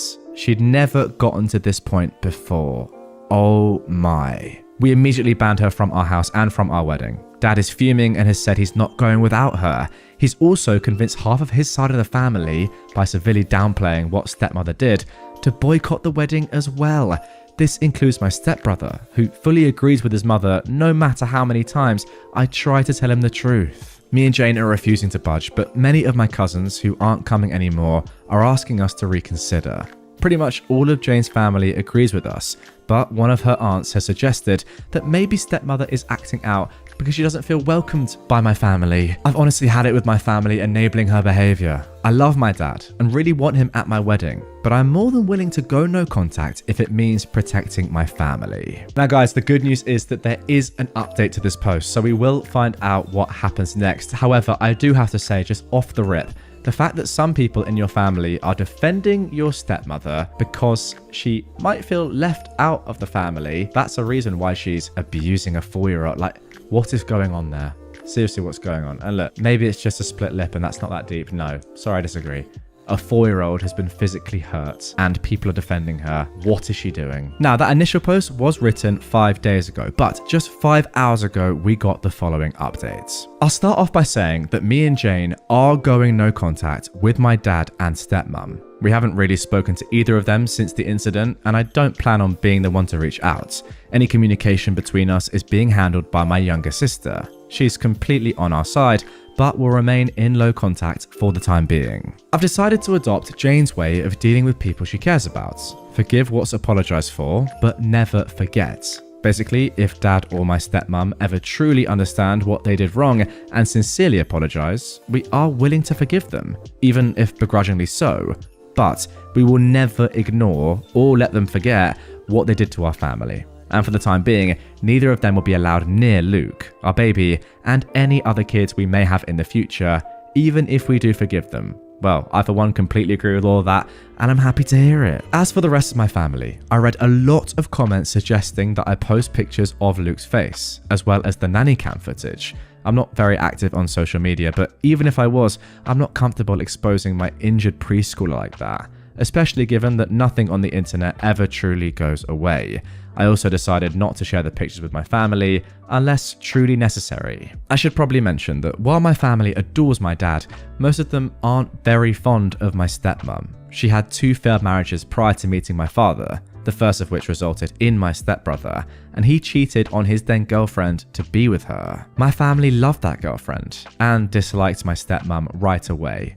Not only has she been controlling and manipulative since the beginning, she's also tried to force her way into the family matriarch role by any means possible. Taking over planning duties for every family event was her favourite way of doing it because of all the attention and compliments that come with it. The main reason why I hated these parties growing up was because she'd always find a way to make everything about her, including Christmas and mine and my sister's birthdays. The rest of the family felt neutral about it, but they never liked her. With Luke, it was different. Most of my relatives didn't meet him until COVID restrictions got looser, and by then he was 2 years old. He's a bright and genuinely lovable kid, and there weren't really any other small children in the family, so everyone immediately started cooing over him.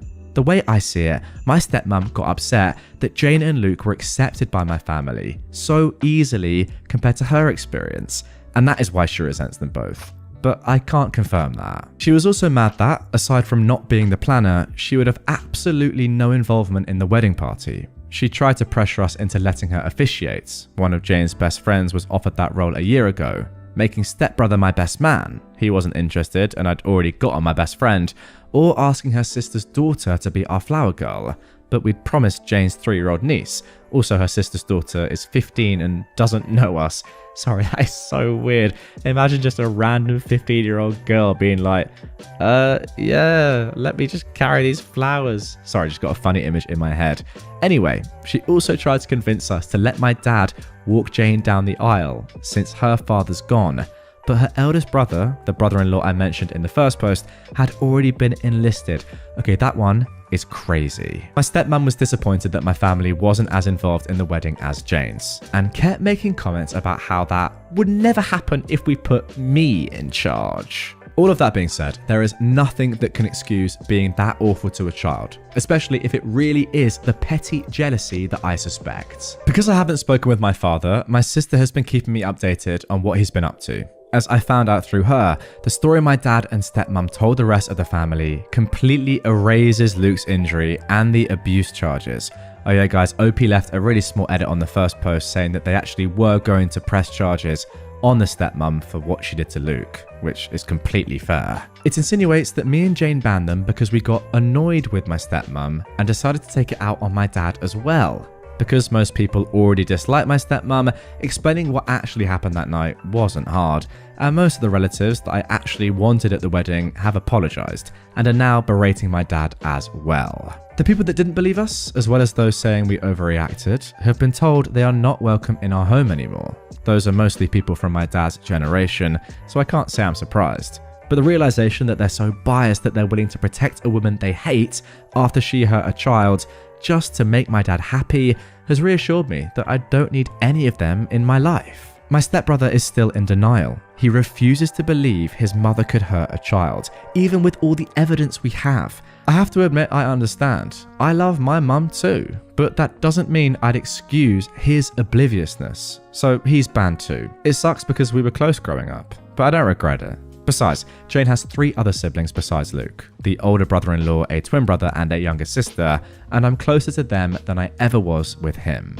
Speaking of Jane's family, they're all furious over what happened and have been extremely supportive of us. Jane's maternal family basically adopted Luke after she got custody of him and have called frequently to make sure he's okay. We did manage to save some money with everybody we uninvited and have decided to use it to help Jane's cousin. She lives in a different country and was previously unable to come to the wedding, so we're paying for her plane ticket. That is awesome. Luke has gotten much better and is almost completely back to being the sunny child he's always been. The split lip was shallow. It's healing slowly but didn't require any stitches. We sat him down a few days ago and explained that my dad and stepmonster wouldn't be around anymore. He really liked my dad but understands that he and stepmom are attached at the hip. He's clearly scared of her, but we're doing our best to make him feel safe. That is so sad that a 4-year-old has that much terror in their lives. At that age, wow. Me and Jane have reassured him that he is family. We love him, and no one will ever change that. I'm not too worried about my dad or stepmom trying to show up at the wedding, but we've alerted the venue and given them pictures just in case they try anything. Better safe than sorry. Some people brought attention to the fact that my stepmom is a hypocrite for saying Luke isn't family. I agree, for obvious reasons. Her main excuse for pretty much everything she does is that she doesn't feel like my family welcomes her. Dad has been guilting me to take part in everything she plans by reminding us of that for as long as I can remember. The way he continues to make excuses for her without realizing this is basically a case of the pot calling the kettle black, except Luke actually is family. This is what has made me accept that while I will always love my dad, it's not healthy or safe for me and my family to be around him anymore. It hurts to know that my son won't have his only remaining bio-grandfather in his life, but he has 2 amazing step-grandpas to make up for it. For now, I'm sad but satisfied with how things have turned out. I don't like to complain about my life. It's a mess, but a beautiful one. I love my fiance, I love my kids, and I'm lucky enough to love my job. We're happy, and I'm not letting anyone ruin that.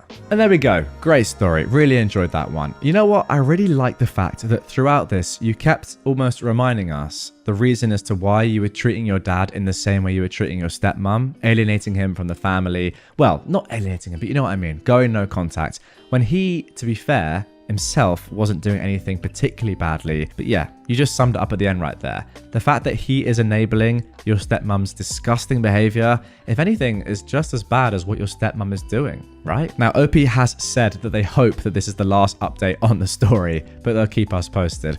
It's one of those ones. I really, really hope that they do not show up at your wedding. But if they do, wow. It would make for some Reddit post. How blind are you?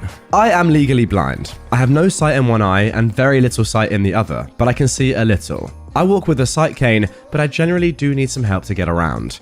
I was at the airport in Cincinnati, Ohio, returning from a business trip, and I asked the person helping me to take me to a Starbucks since I was desperate for caffeination. She put me in line, then said she'd be back for me in 20 minutes. So I'm standing in line when this woman starts creeping on my right. Then a little more, and a little bit more. This dog was trying to pull cutsies on me. Oh, I don't think so. So I slyly slid my cane over to my right, effectively preventing said cutsies. She realizes she's been caught and huffs a bit, having her plan of cutting in front of an undercaffeinated blind person at 6:45 a.m. effectively thwarted. I get my drink and take a seat. Most people just took their drinks to their gates, so most of the tables were empty. Then Cutsy Carol sits down at my table and waves her hand in front of my face, and we have the following exchange. So, are you blind or what? Pardon? Like, how much can you see? Are you faking? Just how blind are you? I mean, I saw enough to know that you were attempting to cut in front of a blind person. So you can see. She waves her hand in my face again. Can you see this? Why do you need a cane if you can see? Is it macular degeneration or what? Mom, it's too early for this. Please leave my table. I don't owe you an explanation or any part of my medical history. I'm just trying to enjoy my drink in peace while I wait for my guide. Jeez, I was just asking. She then huffs and leaves for parts unknown. Thank God. I don't know why people see someone who is disabled and feel entitled to their story or their medical devices. I've had people grab my cane and pull me where they want me to go. Parents who think it's cute to let their kids grab my cane, it's not. Last 4th of July, a random woman saw me walking with my family and grabbed my arm to drag me over to her son who had recently lost his eyesight so I could tell him my story. Didn't ask, just grabbed. My daughter let her know how horribly inappropriate this was, and this woman was super offended because she was just trying to help my son adapt to his new reality. Like she thought I owed that to her by daring to be blind. Disabled people aren't sideshows, we're just trying to live our lives just like you are. OP, you make such a good point. You have a disability, it's your disability. No one else needs to know anything about it. It's not their disability, it's yours. Why do some people in this world feel the need or feel entitled to know about the ins and outs of a random stranger's disability? It's so weird. I don't get it. And also, why on earth would you cut ahead of anyone in the queue anyway, let alone a blind person? I mean, come on. Insane. Now for our next entitled people story. Entitled Karen doesn't believe I have surgery. This happened about 10 years ago. I was 22 at the time and had to have knee surgery to clear out shredded cartilage about a week after my birthday.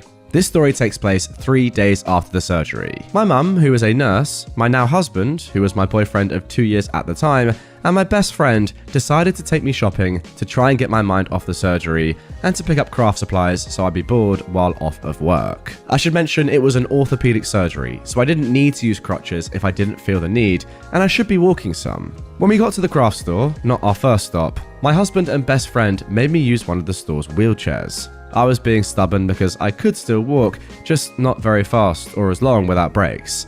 Now, since I didn't really want to be in the chair, my husband and friend decided to make a game out of it. Like, who could push me the fastest?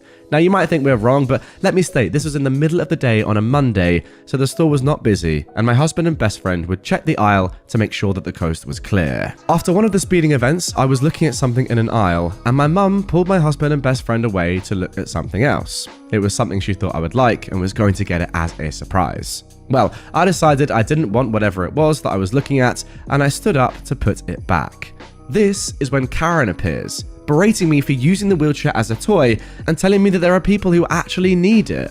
Calmly, I explain, I just had surgery and that is why I'm using it. But she then goes on and on about how she saw what my friends were doing and that I'm obviously lying. I explain that they were just trying to make me feel better and I tell them to push me normally from now on. But this did not appease Karen and she was still berating me. At this point, I roll up my pants leg and show her the compression bandages that I'm still wearing. She goes on about how that means nothing, and I could have just wrapped my knees as an excuse in case we were caught, and she bet the other people with me also have their knees wrapped. My group returns at this point and says the same thing as me. But Karen is still not having it. We're all apparently lying. I look at my mum and I ask if I can take off my bandages, as they were supposed to be removed the next day. She says I really shouldn't, but she could rewrap it for me if needed. At this point, I take off the bandages before anyone can stop me, and I show Karen my knee in all its post-surgery glory. It was bruised, swollen, and crusty at the incision sites, and you could still see the iodine on my skin. Karen's face went white, and she looked like she was going to be sick. She started stammering that I didn't need to go that far. As my mum is rewrapping my knee, scolding me and Karen under her breath, I look at Karen and say, "What else did you want me to do? I told you, they told you, I showed you the bandages, but you wouldn't get off your high horse and insisted that we were lying." At this point, a staff member comes to check if we need any help, and Karen runs for the door. We had a pleasant rest of our day and stopped for ice cream on the way home. And also, just one final edit for clarification. We were not running, drifting around corners, using the brakes while moving, doing wheelies, having more than one person in the chair. Instead, we were speed walking with clear aisles and just seeing how far I would go with one push from a dead stop. We were still very careful with the wheelchair. You know what? I actually kind of do sympathize with this Karen off the rip. You know, she sees someone messing about in a wheelchair, and let's be completely honest, you were messing about, having fun of course, but you were messing about. And then she sees you stand up. I think that's fair enough to suggest that you probably are kind of messing around, which you admit that you were, you're having fun. However, after you explain everything to her, show her the bandages, all your friends, your mum, your now husband is explaining to her, no, I get it, we were kind of having fun, but no, this person OP actually is disabled at the moment. Even after all of that, she still doubles down and is like, no, I know you're lying. I reckon everyone's wearing knee bandages. I mean, come on. And then she gets annoyed when you show her your injury and is like, oh, you didn't need to do that. No, you literally did, to explain the point. So look, fair enough that she was a little bit dubious at first, but the more and more evidence she got, the more and more she doubled down. And that is entitlement. Now for our next entitled people story. An old lady decided I'm the one that should move in a physical therapy waiting room. I was born with some physical deformities. They aren't visible unless you're a professional, but they've been causing me problems all my life. This includes a foot deformity where it often hurts to even stand for long periods of time, although physical therapy helps me manage it and be able to do more. I only started physical therapy again recently as I didn't have the money to continue it for quite a while. I always get to my appointment early as I have anxieties about being late, and today was no different. I sat down in a near empty waiting room, but as I got closer to my appointment, the waiting room started to fill up and all of the chairs were taken. Note that all the other people in the waiting room were elderly at the time, while I'm in my 20s, and I'm often mistaken for someone much younger than I am. Well, this woman came in with her husband. Her husband seemed to be the one here for physical therapy and took the last seat, while the woman went to talk to the people at the front desk. It was only when she turned around that she realized that all of the seats were taken and she might have to stand. So, what does she do? She walked right in front of me and, without saying a word, stared me down. I was on my phone and I made sure not to look at her, but I'm not someone who likes confrontation, and I was counting down the minutes until my appointment. The husband offered his wife his own seats, but she said no, it's fine, and kept staring me down. I think she knew better than to say anything with the receptionist right there, as she probably didn't want to risk causing trouble for her husband, which is the only reason she didn't say anything. In the end, some equally elderly guy offered his seats. She actually asked, "You don't have a problem with your legs or anything, do you?"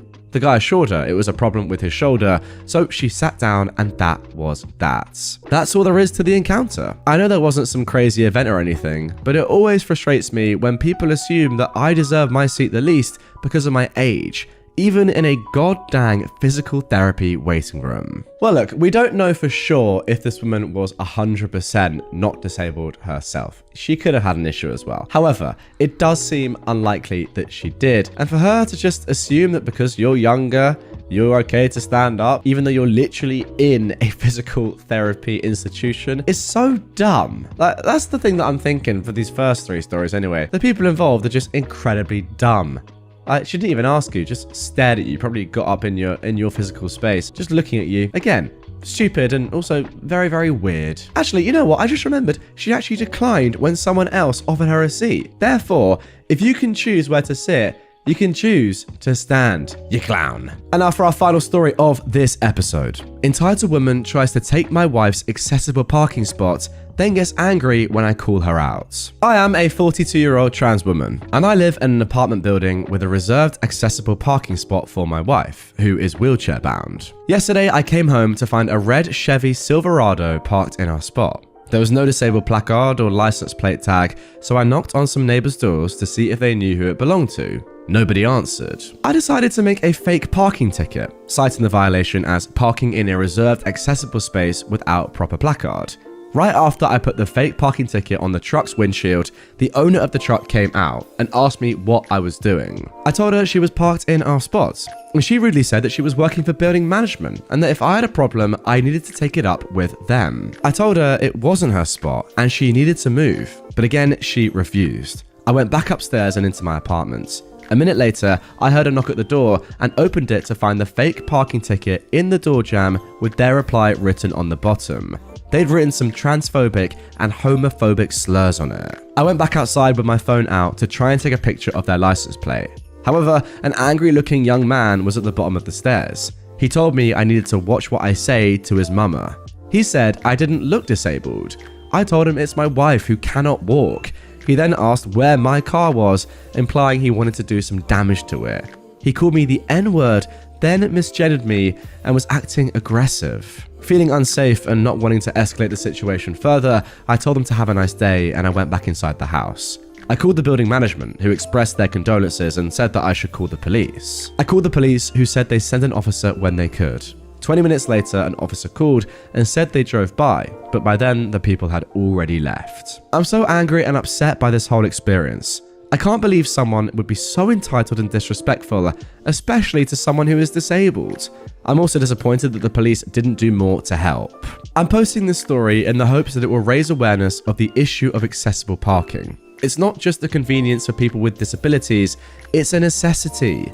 If you see someone parked in an accessible spot without a placard or tag, please don't be afraid to say something. It could make a big difference to someone's life. Oh wow, ending with probably the most serious of all the entitled people stories in this episode. I mean, yeah, you definitely did the right thing, get out of there.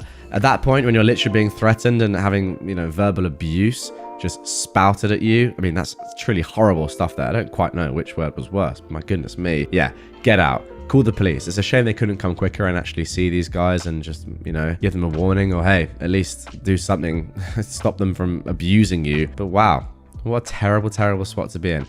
I mean, literally getting abused for asking somebody to move out of a disabled parking spot. That is unbelievable. My horrible mother-in-law is homeless, and my wife and I don't care. I'm a 25-year-old man, and I'm married to a 26-year-old woman named Carol, and her mother, Danielle, who is 61, is a complete bag of garbage. And that's the nicest thing to say. During Carol's childhood, Danielle would always belittle Carol and manipulate her into the most BS stuff, mostly always claiming that her father abandoned them in Colorado to seek fame and fortune in California, and refusing to pay child support, whereas she would actually spend said child support on her own self, buying books and clothes and not supporting her daughter. Danielle also changed Carol's last name on Social Security to Danielle's last name when she was a little kid, which made it incredibly difficult for Carol to find a job as an adult because she was an illegal alien to the US government. That meant she had one last name on her birth certificate and a different last name on her Social Security card. Danielle also had a very bad job that didn't pay the best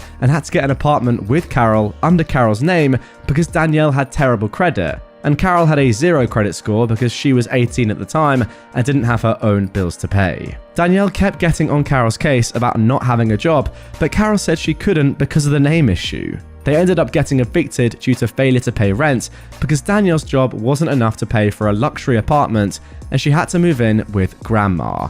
Danielle later lost her job during COVID and has been unemployed ever since. There's way too many scenarios about how Danielle would take advantage of her own daughter, but I don't want to bore you guys with the details. Anyway, on to the story. Back in late 2021, while me and Carol were engaged, she wanted to join the US Navy. She got her name changed back to her father's last name on Social Security to match her birth certificate, and even gave her recruiter child custody papers to prove her name. She enlisted, got through basic, completed her A schooling, and got her orders to serve on a ship. We got married in September 2022 before she was shipped to Virginia for her new orders. While Carol was serving and I spent time packing my belongings to move out to Virginia myself, I learned that Danielle was going to therapy to possibly move on, or so I imagined.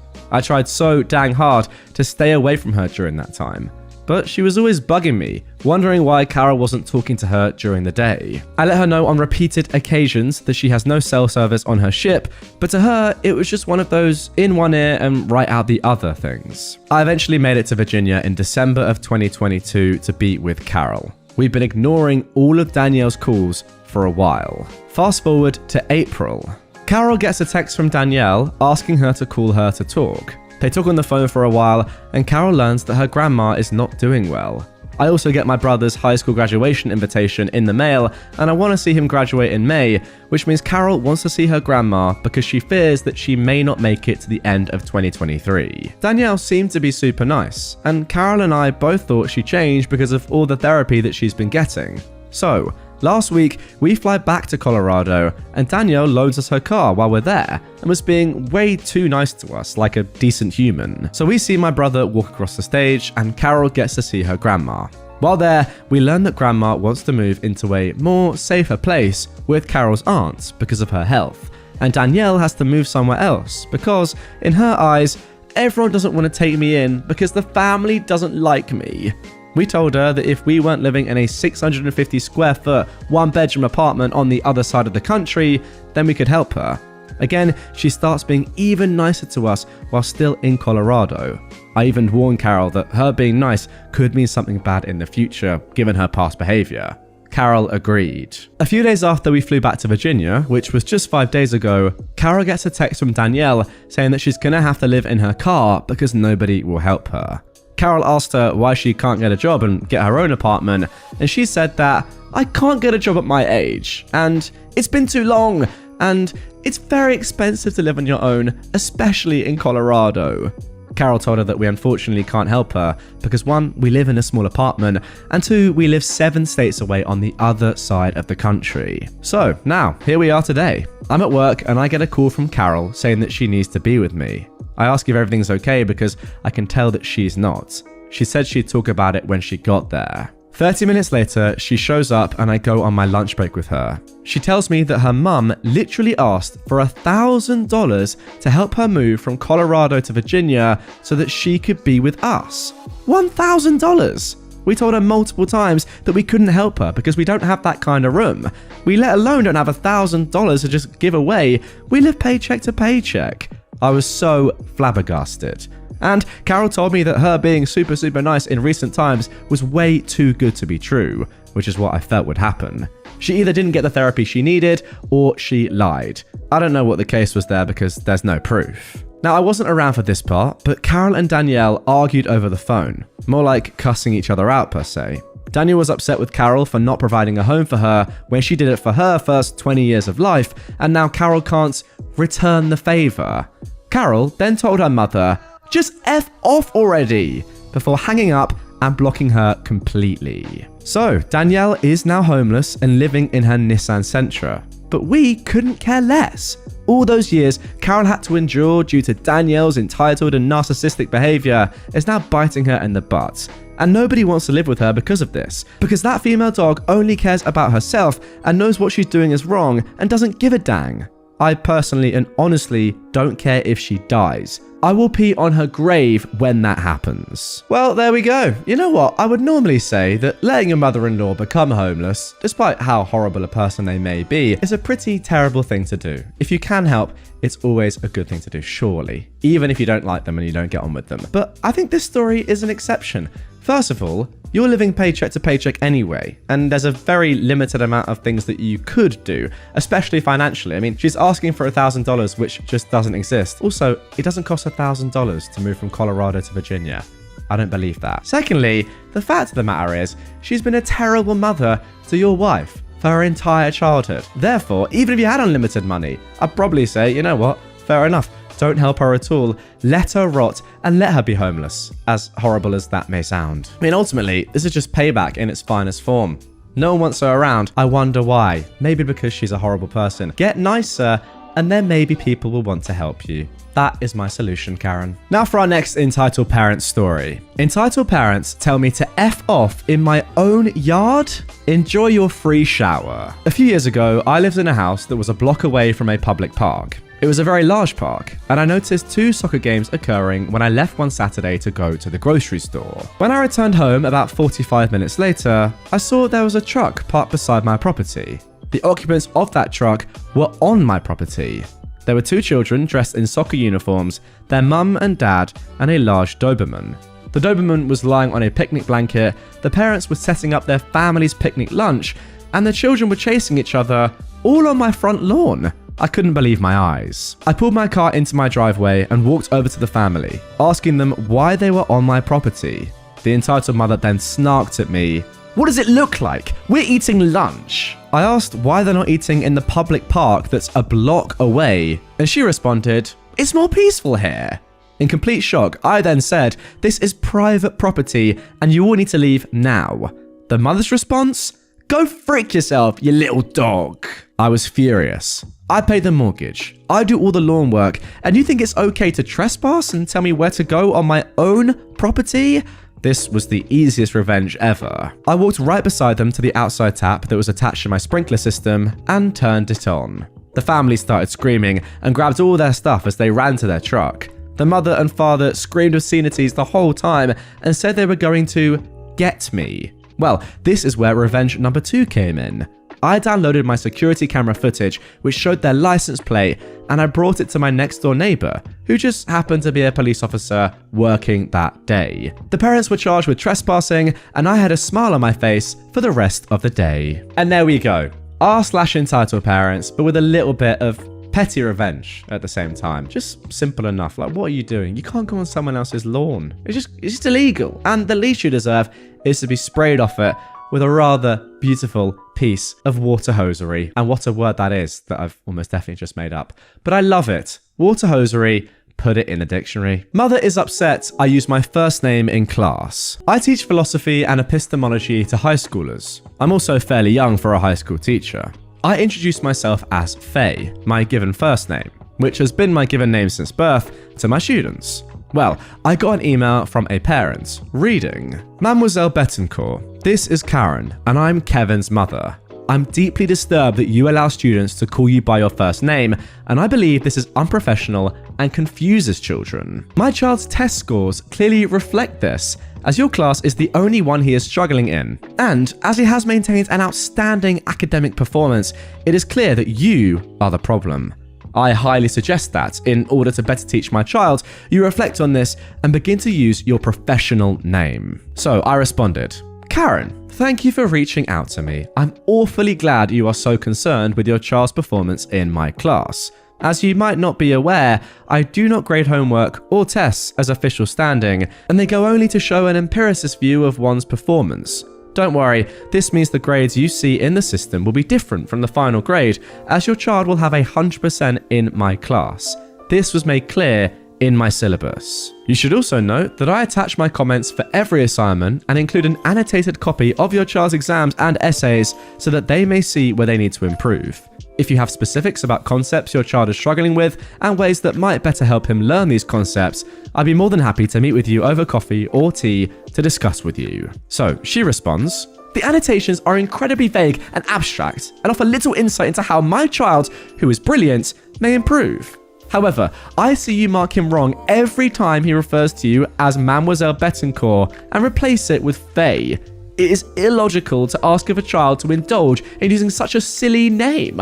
I highly advise you quit marking my child wrong for using your professional name in his essays. Likewise, I believe that as you are his teacher, you should use your professional name. So, I decide to be petty and respond, thank you for your response. I appreciate how illogical and unsound your argumentation is, as this is a perfect example of Hume's law. I shall be using this to model in class examples of bad argumentation from now on. Thank you for the free class materials. I got a response back from her, but I didn't respond. Okay, and there we go. Just had a look at what Hume's law is, and it's often formulated as one can't derive an ought from an is. So I guess in this situation, the teacher is saying that, yeah, okay, maybe you think that I ought to do something, but that isn't the fact. I do what I want. Maybe I'm wrong there? That seems to be what she's saying. Now, as for the story on the whole, I would say that, yeah, it is pretty normal in school to call your teachers by their surnames. However, clearly this teacher, Mademoiselle Bettencourt, I mean, to be honest, I shouldn't say that, Faye, has clearly been allowed by her school, by the principal, whatever, to call herself, or at least allow her students to call herself by her given name, her first name. Otherwise,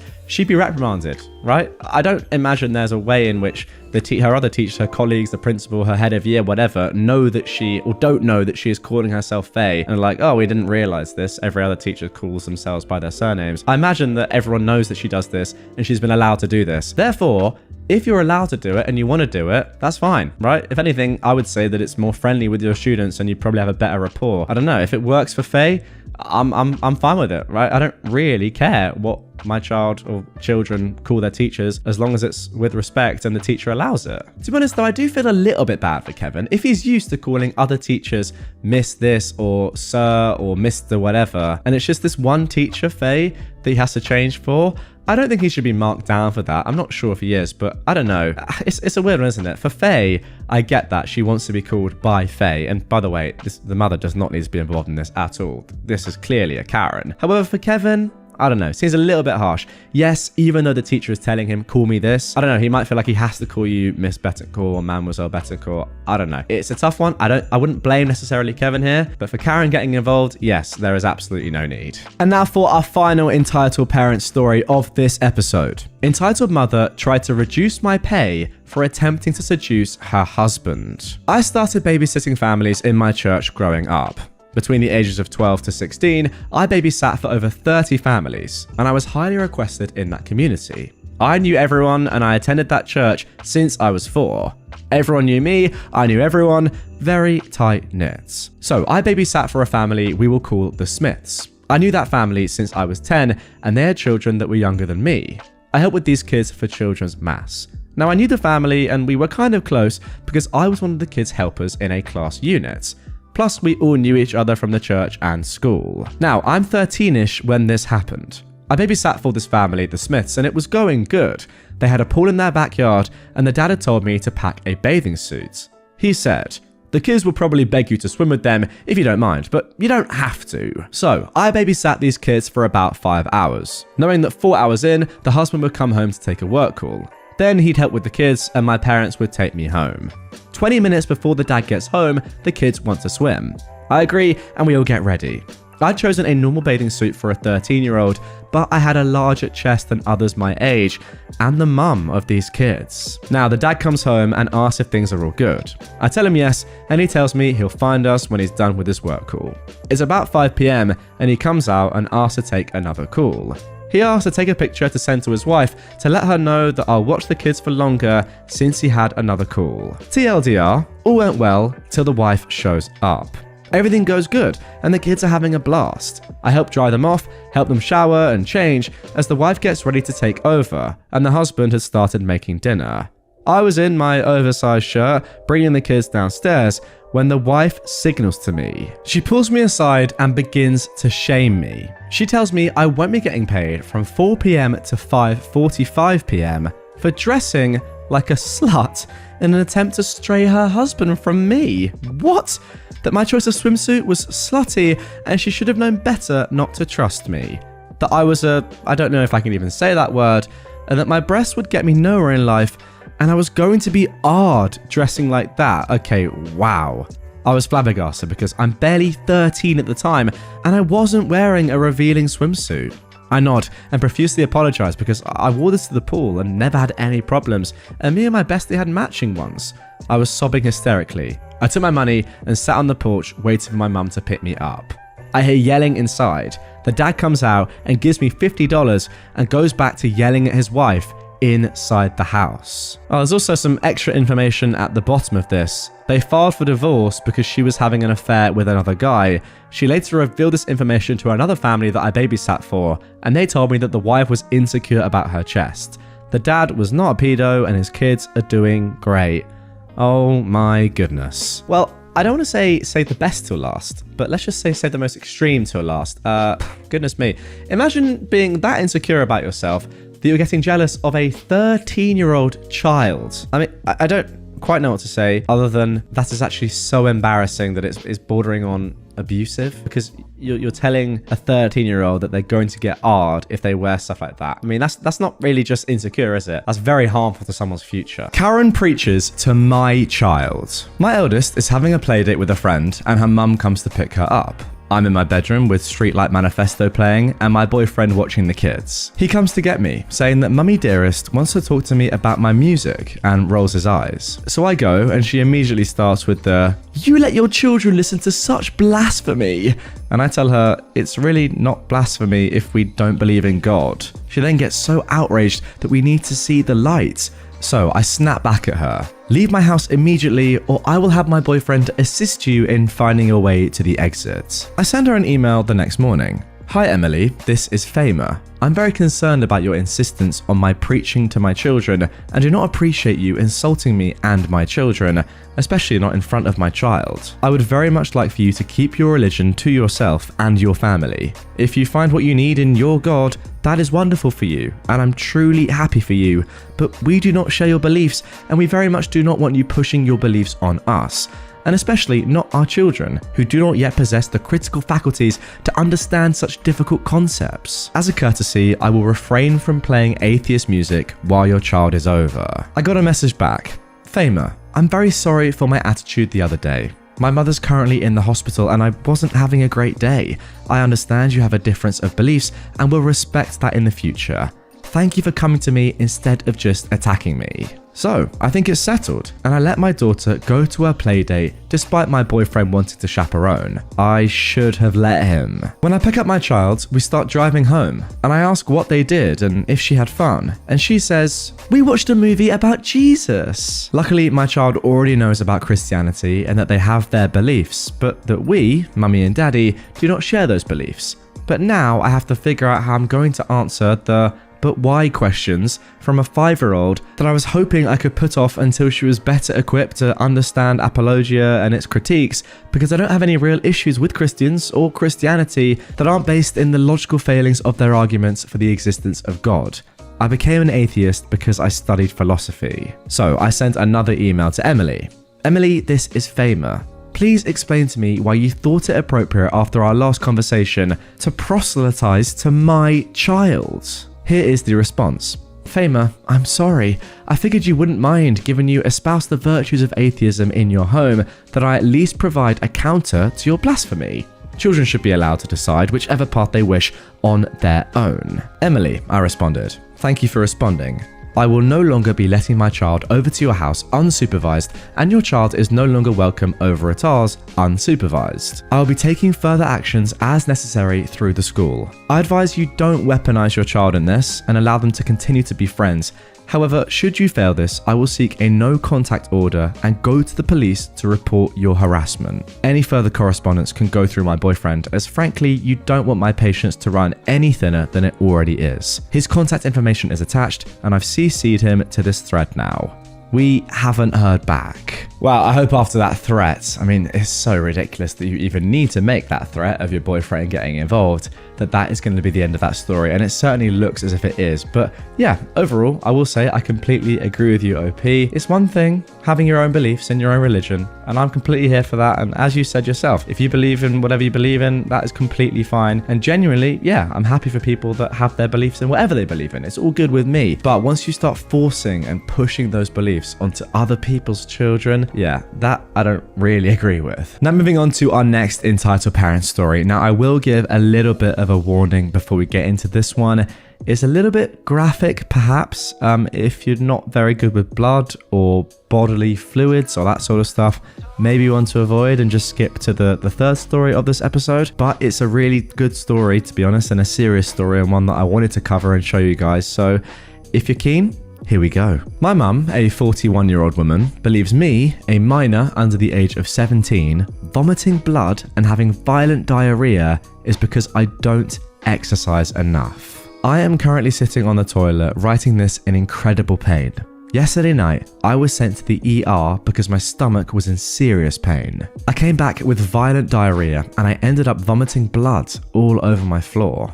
My mum claims that she cannot take care of it and that I should be able to when I'm literally pooping blood. She's been told multiple times for over a year to take me to a gastrointestinal specialist because I'm suffering symptoms of something chronic, but she will not take me. She believes that it is my fault I am this way when I try my absolute best to take care of myself when suffering from severe mental illness. She took them saying that I should see a specialist as a "F you, I was right" on her part, and is claiming that if I just ate better, I'd be fine. She is aware I'm recovering from an eating disorder, and before that ever started, I had serious stomach issues. Last night, I threw up blood and bile onto my room floor, and I'm unaware how to clean it, being that the smell would most likely make me vomit again. It's a genuine biohazard, but she has forbidden me from cleaning it myself, saying that she doesn't want to deal with me asking how and that she'll get it. But she said this last night, and now, almost 10, she's not remotely began to help clean it or tell me how to clean it. I cannot change clothes because it's in my room. I cannot sleep because it's in my room. I cannot put on pants because it's in my room. And when I ask her to just tell me how to clean it, she refuses. I don't know what to do at this point, and it's gotten to a point that the pain in my stomach will temporarily paralyze my limbs and cause me to go unconscious. No matter how bad it gets, she always ends up saying that there's no way I can have these health problems because I'm too young, when she's the one that goes to the doctor for a minor headache but won't take her child to a doctor despite being repeatedly referred by doctors to do so. I'm scared for my life as the pain gets worse by the day and I'm barely even digesting food anymore. I cannot even drink water without risking my body rejecting it. Okay, so this is pretty much just abuse. Anyone got any contrasting opinions? Leave them in the comments down below. I doubt it though. It literally is just abuse of your child. Is it not? Am I wrong? Am I missing something? It is. I mean, like, you're vomiting blood and saying, first of all, let's not go to the doctor or A&E. And second of all, let's not even bother cleaning it up, guys. Let's just leave it there. That was your fault. I want you to deal with it. But I'm not even going to tell you how. Such good parenting. Ugh, let's carry on. Now for our third entitled parent story of this episode. How my wife ruined her mum's Mother's Day by treating her like a mum. My mother-in-law is an annoying person to say, in the nicest way. She has extremely low self-worth, and she compensates that by forcing the world to go around her. As family who interact with her regularly, we're forced to treat her like a queen. Every day, every minute. If we don't, then there will be drama.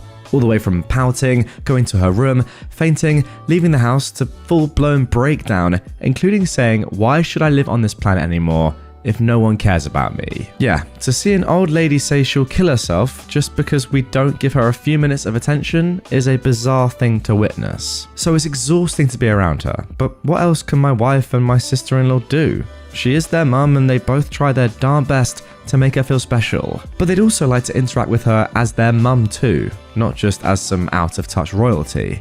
They would like to crack jokes, chat about general things and share their problems, not having to be constantly worried what statement might tick her off. When they were kids in her orbits, things were fine, as she controlled them and that made her feel as though she was the centre of attention.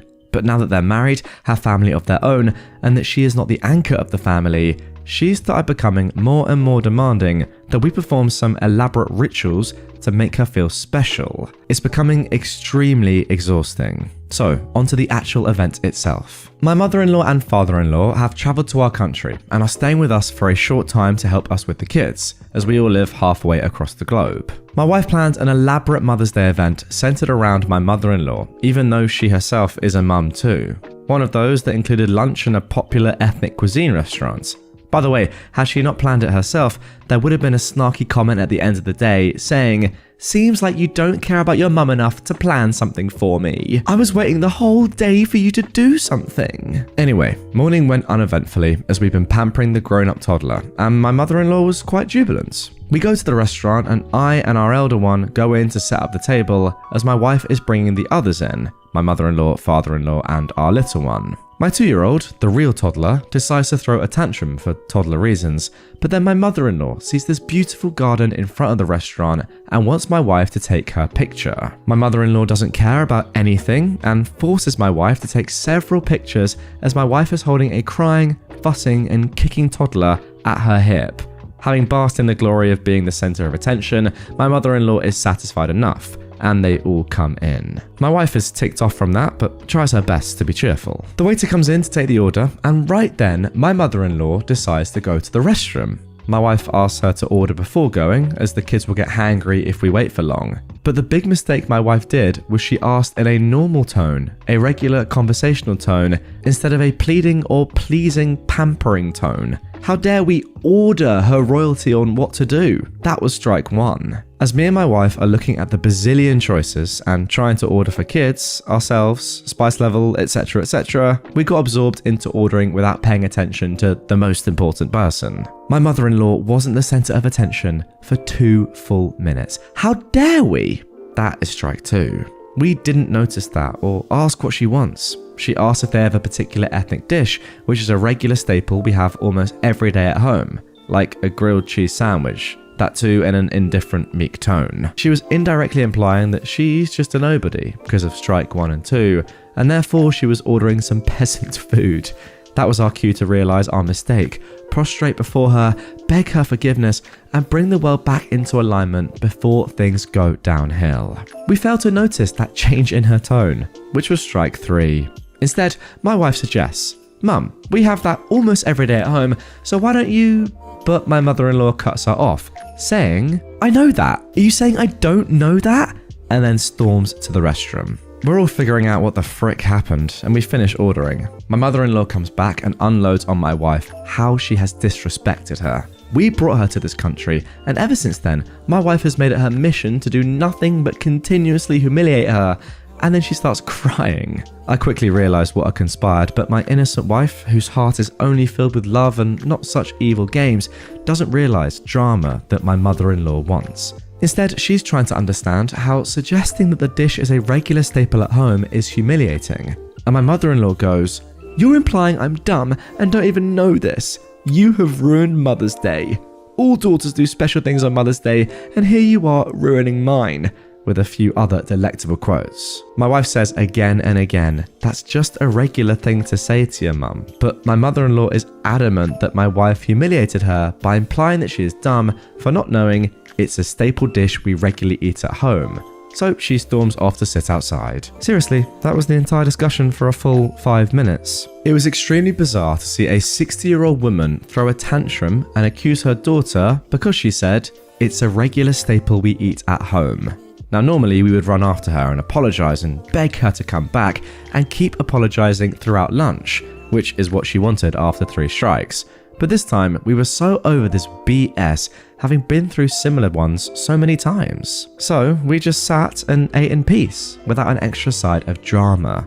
But my wife was heartbroken. She'd done all this planning, wanted to be a good daughter, wanted her mum to feel special, and in the end has ruined Mother's Day by talking to her mum as a mum and not as a royal. So, a 60-year-old woman started crying in the middle of lunch rush in a popular restaurant, all because we didn't give her attention for 5 minutes while busy ordering food for our kids. There are hundreds of other similar stories, but this is one of the clearest what the frick just happened. Honestly guys, if I had someone like that in my family, I think I just have to retire and say, you know what, I can't do this anymore. I actually just don't even want to be affiliated with you in any single way anymore. You are that annoying. Why is a 60-year-old woman acting like the youngest at that table when there is also a 2-year-old there? I mean, whose tantrum was worse? Genuinely. The 2-year-old's who was tantruming because they're a toddler, or a 60-year-old woman's because your daughter asked you a question? Like, what is actually going on? You just know exactly what sort of person she is like. I don't even have to meet this person to know exactly how they function day to day. As OP said, thinking the entire world revolves around them, but just being so annoying and just like precious and almost like a princess. I mean, is describing her as royalty is absolutely perfect. That is exactly how she thinks she is, that everyone should bow down to her. She needs a taste of her own medicine. I don't know exactly what that would entail. If you have any ideas, comment down below. How does OP and his family, how do we let this woman or make this woman realize that she is so entitled? I want to hear your thoughts. Stepmonster tried to kidnap me and my sister for Christmas. This happened in 2009 when I was 15 and my sister was 11. I honestly don't remember it well. I had to call my mother to fill me in on some details, and it helped a little. My parents got divorced when I was 10. My mother got primary custody, but we stayed with my father for about 3 days a week, sometimes more. They took turns celebrating the holidays with us. We'd spend them with one parent in 1 year and with the other one the next. In March 2009, my father and his then girlfriend, Molly, broke up after he confessed to cheating with the woman that eventually became my stepmom. Years later, I found out that the affair had been going on for almost 2 years by the time he told Molly. He introduced stepmom to us in May, on my birthday actually, and they almost immediately announced their engagement. From that moment, she started trying to force us all to be a happy blended family, which usually meant forcing us to do everything she, or sometimes my stepbrother, wanted, and pretending my mum wasn't in the picture. Stepmom and my dad started pushing her to leave us with them a lot more often than my parents had previously agreed, but she thankfully wouldn't budge. We started getting ready for the holidays in November, and stepmom started talking about a ski resort that she wanted to visit with us. It was a 3-hour car drive from where we lived and was clearly more suited for couples, younger children, or the elderly. Neither me or my sister actually wanted to go. But before we could say that, stepmom asked us when we'd be done with my school so that she could book it for a 2-week trip during our winter break.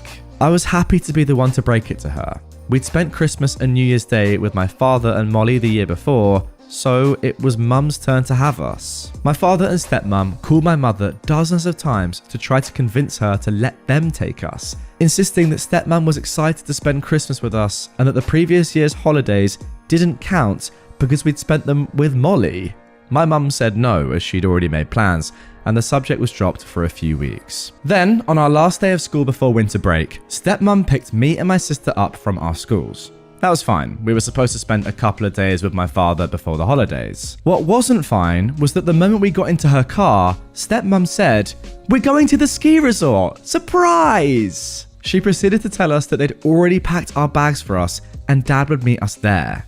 I asked if my mum knew about this and she said, "Sure." But I knew that was a lie. I also didn't believe her when she said we'd only be there for a couple of days and would be back before Christmas. I figured they'd booked the 2-week stay they wanted and would probably guilt trip us both into staying once their couple of days were up. I was terrified.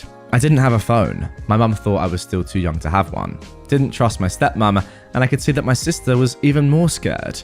I told my stepmom we didn't want to go. She said, "Fine, let's just pick your stepbrother up from school." We picked him up from school, and then stepmom said, "Okay, now let's go to the resort." I said again that we didn't want to go. She said, "Fine, let's just find a gas station and fill up." That pattern repeated itself about 6 times over the next hour. Every time I said we didn't want to go, she'd make an excuse and pretend to forget my plea. As we were about to leave town, my dad called stepmom. I heard them fight for a few minutes about something and then she hung up. My stepbrother asked her what happened, but she didn't answer. Then she said, "I'm taking you kids to your mum's." She turned the car around and took us home. When we got there, my mum pulled us out of the car and screamed at my stepmom to leave, which she did.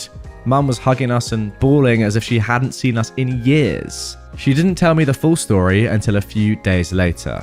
Basically, my mum called my dad in panic because he'd never told her we'd gotten home, which he always did whenever he picked us up from school. He was hoping she wouldn't call until we were already at the resort. My father knew that lying would do more harm than good, so he told her their plans. He tried to spin it around as something my sister wanted, but my mother didn't buy it. She told him that if stepmom didn't take us back to her place, she'd call the police. My father and stepmom took my stepbrother to the resort. For a few months after, they bragged about all the fun they had and all the things that me and my sister had missed. My stepbrother later confided in me that he actually hated it. He barely saw his mum while they were there, and he spent Christmas mostly alone in their room.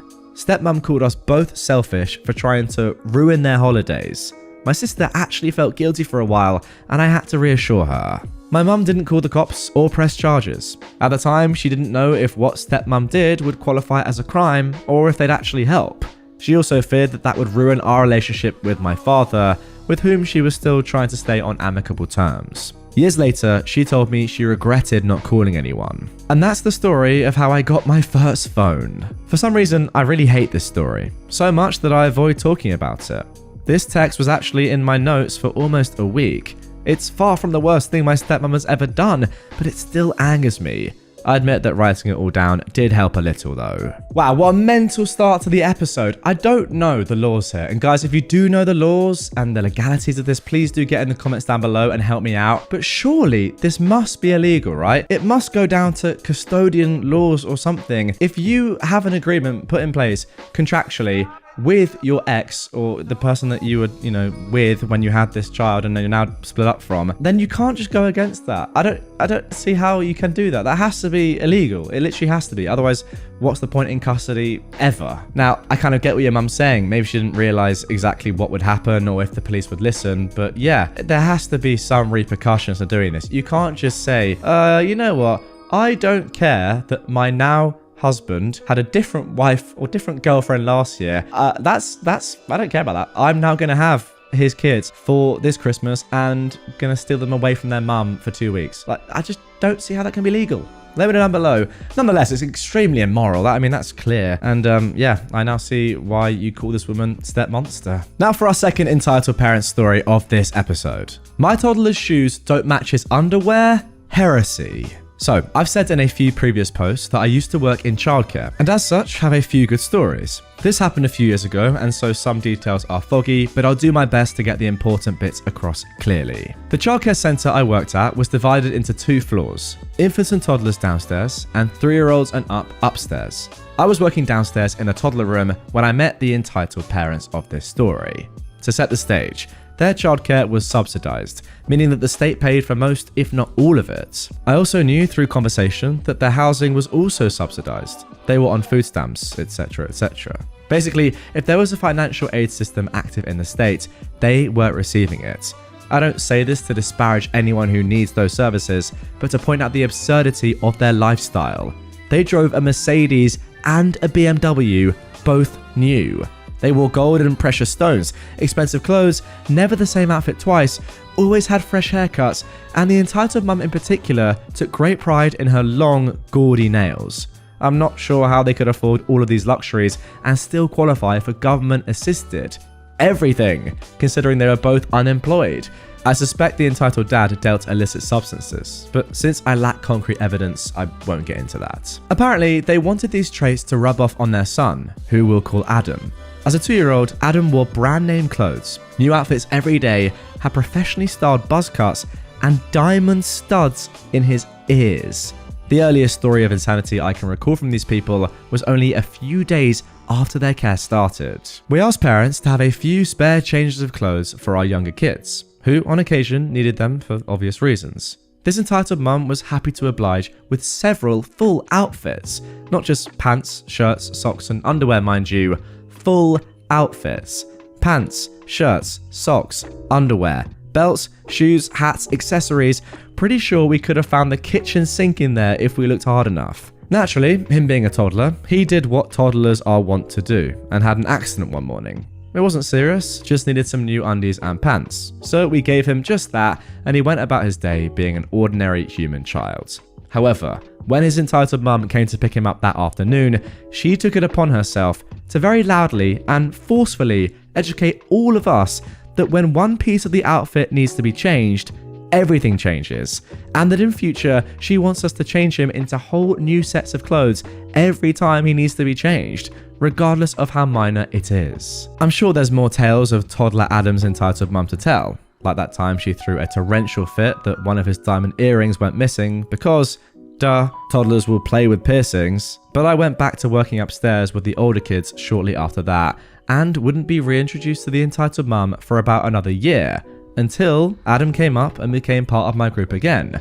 and things went from mildly annoying to just kind of sad. The first thing we repeatedly tried to bring to their attention were issues with Adam's sight. He had at least one lazy eye and it was pretty severe. During each of his yearly vision screenings, held at the centre for all the kids, the nurse would always recommend that he be taken to an optometrist, as the problem could be corrected since he was still young. But no, my son ain't wearing no glasses was all we ever got out of the entitled mum when we broached the issue. Because of his impaired vision, coupled with the fact that his home life consisted of sitting in front of a TV or phone all the time, he began to fall behind developmentally. There was nothing wrong with his cognitive abilities. In fact, I actually think he could be quite smart when he wanted to be. But it was just very clear that his parents saw him as nothing more than an accessory to dress up and post pictures of on Facebook. So, even as a 3-year-old, he just didn't care. He wouldn't engage during activities, was very unsociable, and constantly sought attention through disruptive or destructive means. He wasn't a bad kid, there's no such thing.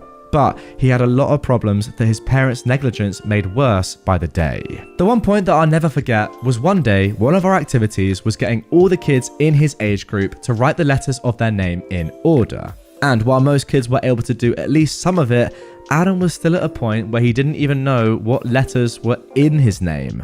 Or maybe he did, but his motivation to do anything was just non-existent. So, being about as stubborn as he was, I sat with him all that afternoon, going over it with him, the letters in his name and the motions to write them on paper, and I wasn't going to stop until something happened. And at some point, it did. Eventually, he was able to write a great big letter A on a piece of paper, all by himself, and I'll never forget the look on his face when he realized what he'd done. It was like he instantly became a whole different kid. Not someone sitting with his arms crossed, staring blankly at the table, happy to wait until you got bored of trying to help and moved on. He was beaming ear to ear, holding the paper up to me and proudly proclaiming, "A for Adam! A for Adam!" After a few high fives, he was more than happy to spend the rest of that afternoon practicing his A's. And we were both excited to show his mum what a great job he did when she came to pick him up. That's cool, honey. Let's go. She didn't even look down from her phone. And I've never seen a kid look more disappointed since. This kind of behavior continued until their care eventually ended. I don't remember the exact reason, but they weren't kicked out or anything. And even after. One day, weeks after they were no longer with us, I answer a call from the entitled mum out of the blue, demanding her tax papers. Now, when you have a kid or kids in childcare, you get some kind of form every year to file with the rest of your taxes for something or other. I wasn't an office worker, so I don't know the details. What I do know is that we're not the ones who provide those forms, so we don't have anything for her. This answer does not appease her, as she just keeps demanding over and over again that we give her her tax papers. We're withholding them, we're stealing from her, yada yada. After informing her for the 6th or 7th time that we can't help her as we don't have her tax information, she just tells me that she'll be there in 10 minutes to take them herself. Before I can even tell her not to, she's hung up. True to her word, she's in the building 10 minutes later, coming into the office and demanding that we give her those tax papers that we don't even have, and threatening to get physical if we don't. Having had enough of her malarkey, I tell her flat out that she's no longer enrolled at this centre and has no business on the premise. And it's not until I'm dialing 911 that she finally leaves. I call the non-emergency line anyway to report what happened, just to be safe though. Yeah, so anyway, she was arrested for robbery and assault yesterday. So that's why I thought I'd share a few stories. Sorry, what? You can't just come along out of nowhere and just say that at the end. I mean, yeah, she was a pretty crazy mother this entire time, but I thought she was just entitled. I didn't think she was actually going to get arrested. What? Goodness me. I mean, look, a truly terrible person, it's pretty clear to see, but yeah, just didn't expect that ending. I've got to say, I really just feel so bad for the kid.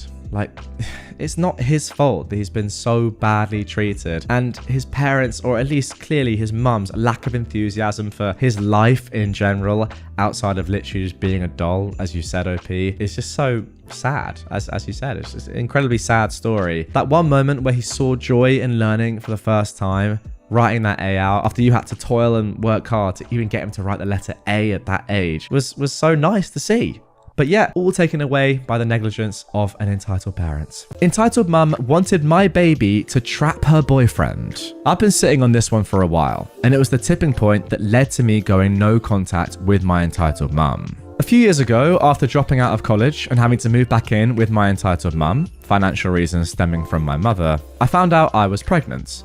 5 months pregnant, 19 and single. Scary, right? So I went to my mother and told her because I didn't really know what else to do. The first thing out of her mouth, verbatim, was, "Oh, this is perfect. Can I have it?" Obviously, I thought I heard her wrong, or that she was just screwing with me because, what? But no, I'd heard her perfectly. She went on about how she thought her new boyfriend was going to break up with her, and that since he was a widow, his wife and child had died in childbirth, he wouldn't leave her if she got pregnant. On the spot, she pitched this elaborately stupid plan of us hiding my pregnancy and then passing my baby off as her own, as if we didn't live in the same city as all our family. Basically, I told her she was crazy, and we went back and forth for a bit before she threw a full-blown tantrum, screaming about how ungrateful I was and why couldn't I just do this one thing for me. And she stormed off and locked herself in her room, where she promptly went on her phone and aired out my entire situation on Facebook. Well, within the hour, both sides of my family knew. My father, equally an entitled jerk but separated from my mother, showed up with his girlfriend at my door and informed me that they'd already set up an appointment for the following week with a local adoption agency, and that they knew I'd do the right thing, which I did by packing my stuff and couch hopping with friends for a bit until I got on my feet. This honestly wasn't the worst thing my entitled mum has ever done to me, but it was definitely the turning point to realizing I didn't want or trust her around myself or my child.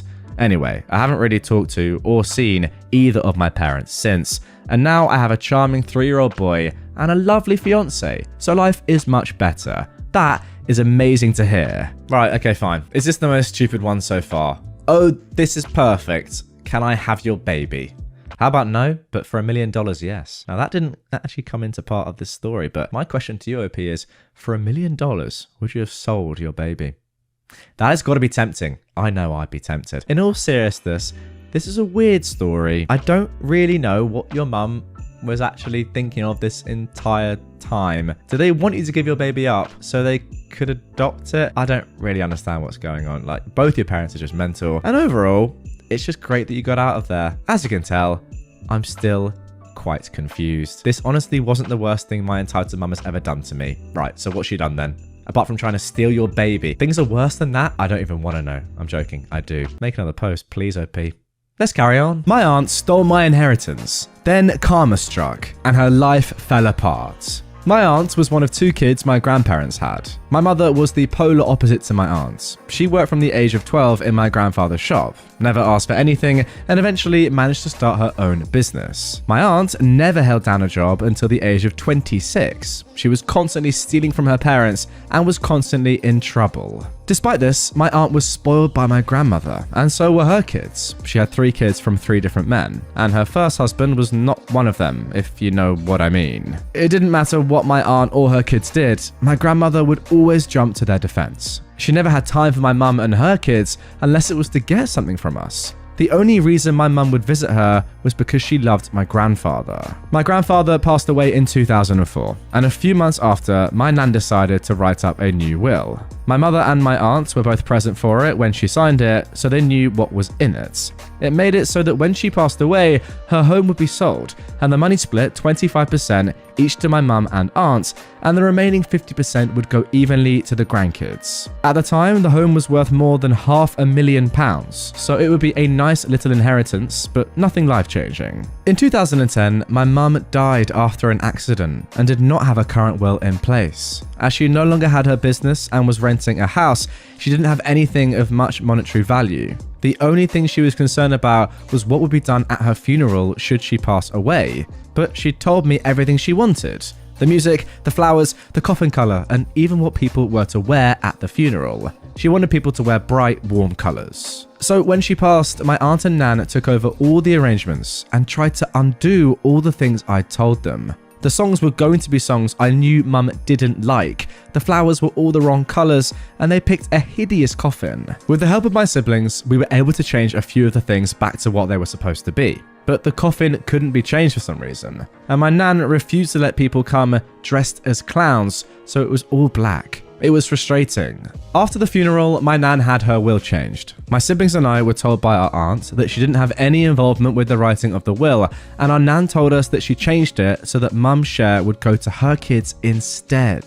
All good, we thought. After mum passed away, my nan just stopped talking about my mum. At first, we thought it was because she was still recovering from losing her daughter, but even 5 years after mum passed, she still wouldn't talk about her.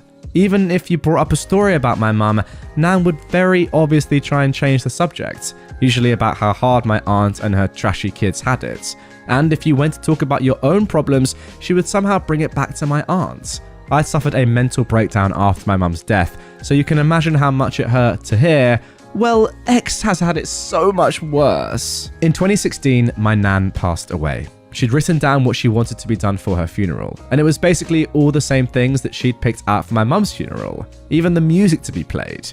I don't know why she tried to have a dress rehearsal funeral using my mum as the stand-in, but it was obvious that that's what she was trying to do. So after a couple of months, our siblings and I were waiting to hear about the will reading, and my aunt kept telling me, oh, it will be another month before we can do the reading. I didn't mind. I wasn't fussed about the money, to be honest. But my oldest brother was hoping to use the money to pay for a honeymoon for him and his then fiancée, and my younger brother was about to start uni, so it would have been one heck of a help.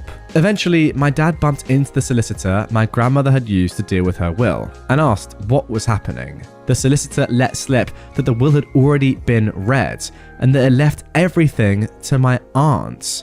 When my dad questioned this, the solicitor told him that my aunt had been present when the will was written, despite promising that she had nothing to do with it. When confronted, my aunt initially tried to deny, but eventually admitted to lying to all of us. She showed us the will, and it confirmed what we already knew. The house and all its contents were now my aunt's. This included my granddad's war medals he fought in the Second World War.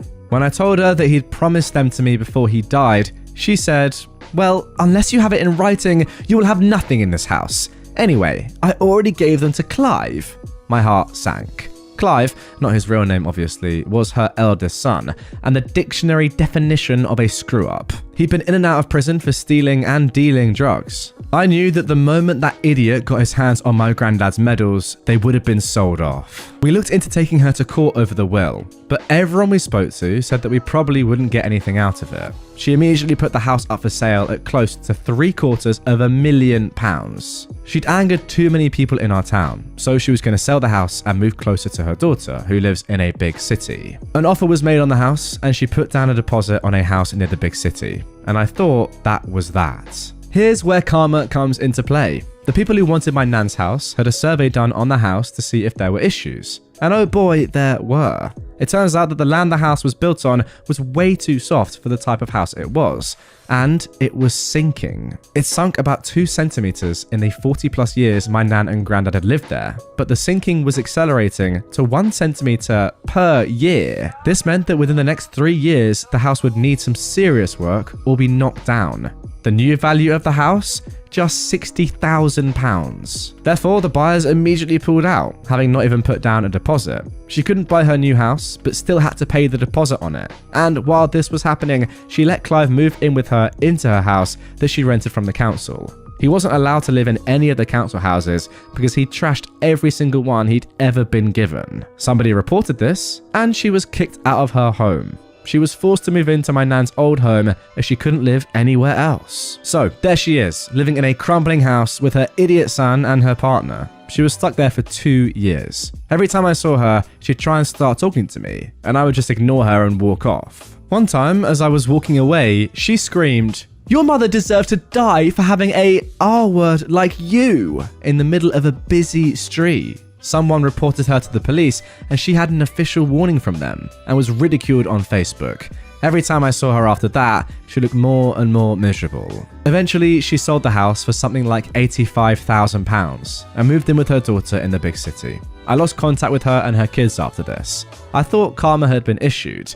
Oh, but karma still wasn't done with her. I bumped into one of her former friends, and she told me what happened after she left our town. She moved into her daughter's home, let's call her Sue, but they only had a 3-bedroom house and 3 kids. My aunt and her partner had to live in the smallest room in the house, while my aunt looked for a job and a home to rent. Even with £85,000 cash, she couldn't afford a home anywhere. After about a month, my aunt's partner ran off after emptying her accounts. She was left stranded in Sue's house, not contributing anything because all the money she makes goes into bingo. Eventually, Sue and my aunt get into a screaming match, and my aunt says something along the lines of, "I should have aborted you." Sue immediately kicked her out of her house. So again, there's my aunt, in a city where she knows nobody, no money, no home, and the last bridge she had, a smouldering wreck. Last anyone has heard, she was living in a caravan in the roughest part of the city, and she can no longer work because she's suffering early onset arthritis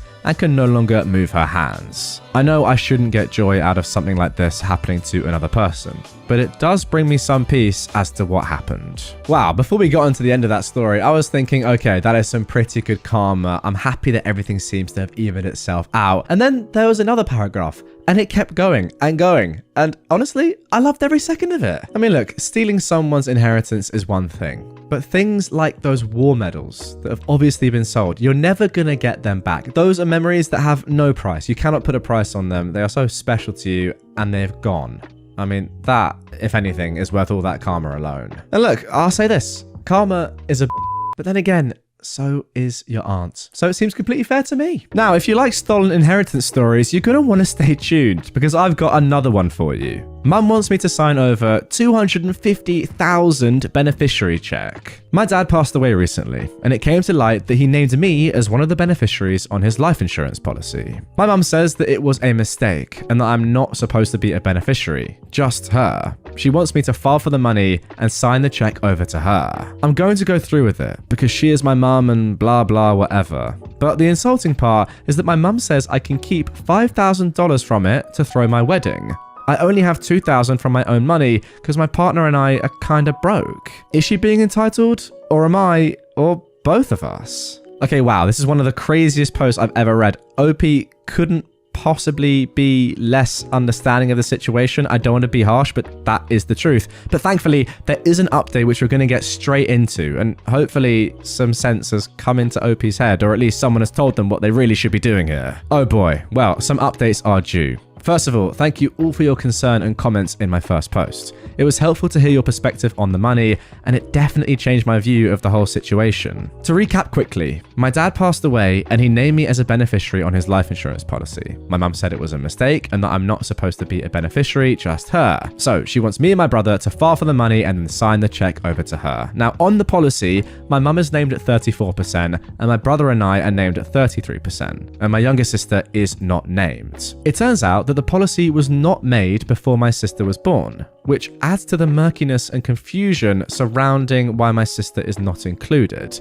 My guess is that my dad signed up for this policy and forgot my sister's social, thinking he'd just come back to it later and revise. But he never got around to it, I guess. He was bipolar and did things impulsively sometimes. I think this life insurance policy was one of them. Well, at least he had life insurance. Suggesting we slow down and talk about this policy more has made me the bad guy in the family. My mum and my brother think that I am being selfish. It's gotten so tense that we have to discuss things via email because everyone is getting so emotional about it. My mum continues to insist that he made a mistake. She writes, "When Dad took out this policy, his intention was for me, my mum, to have money to pay off the house, which is already paid off by the way, and have financial means to take care of the family. Dad would never ever intentionally exclude his youngest daughter from this scenario if his intentions were to split things between the family. I believe he completed the paperwork incorrectly because he didn't understand how to write the policy to support his intentions." I responded with a proposal.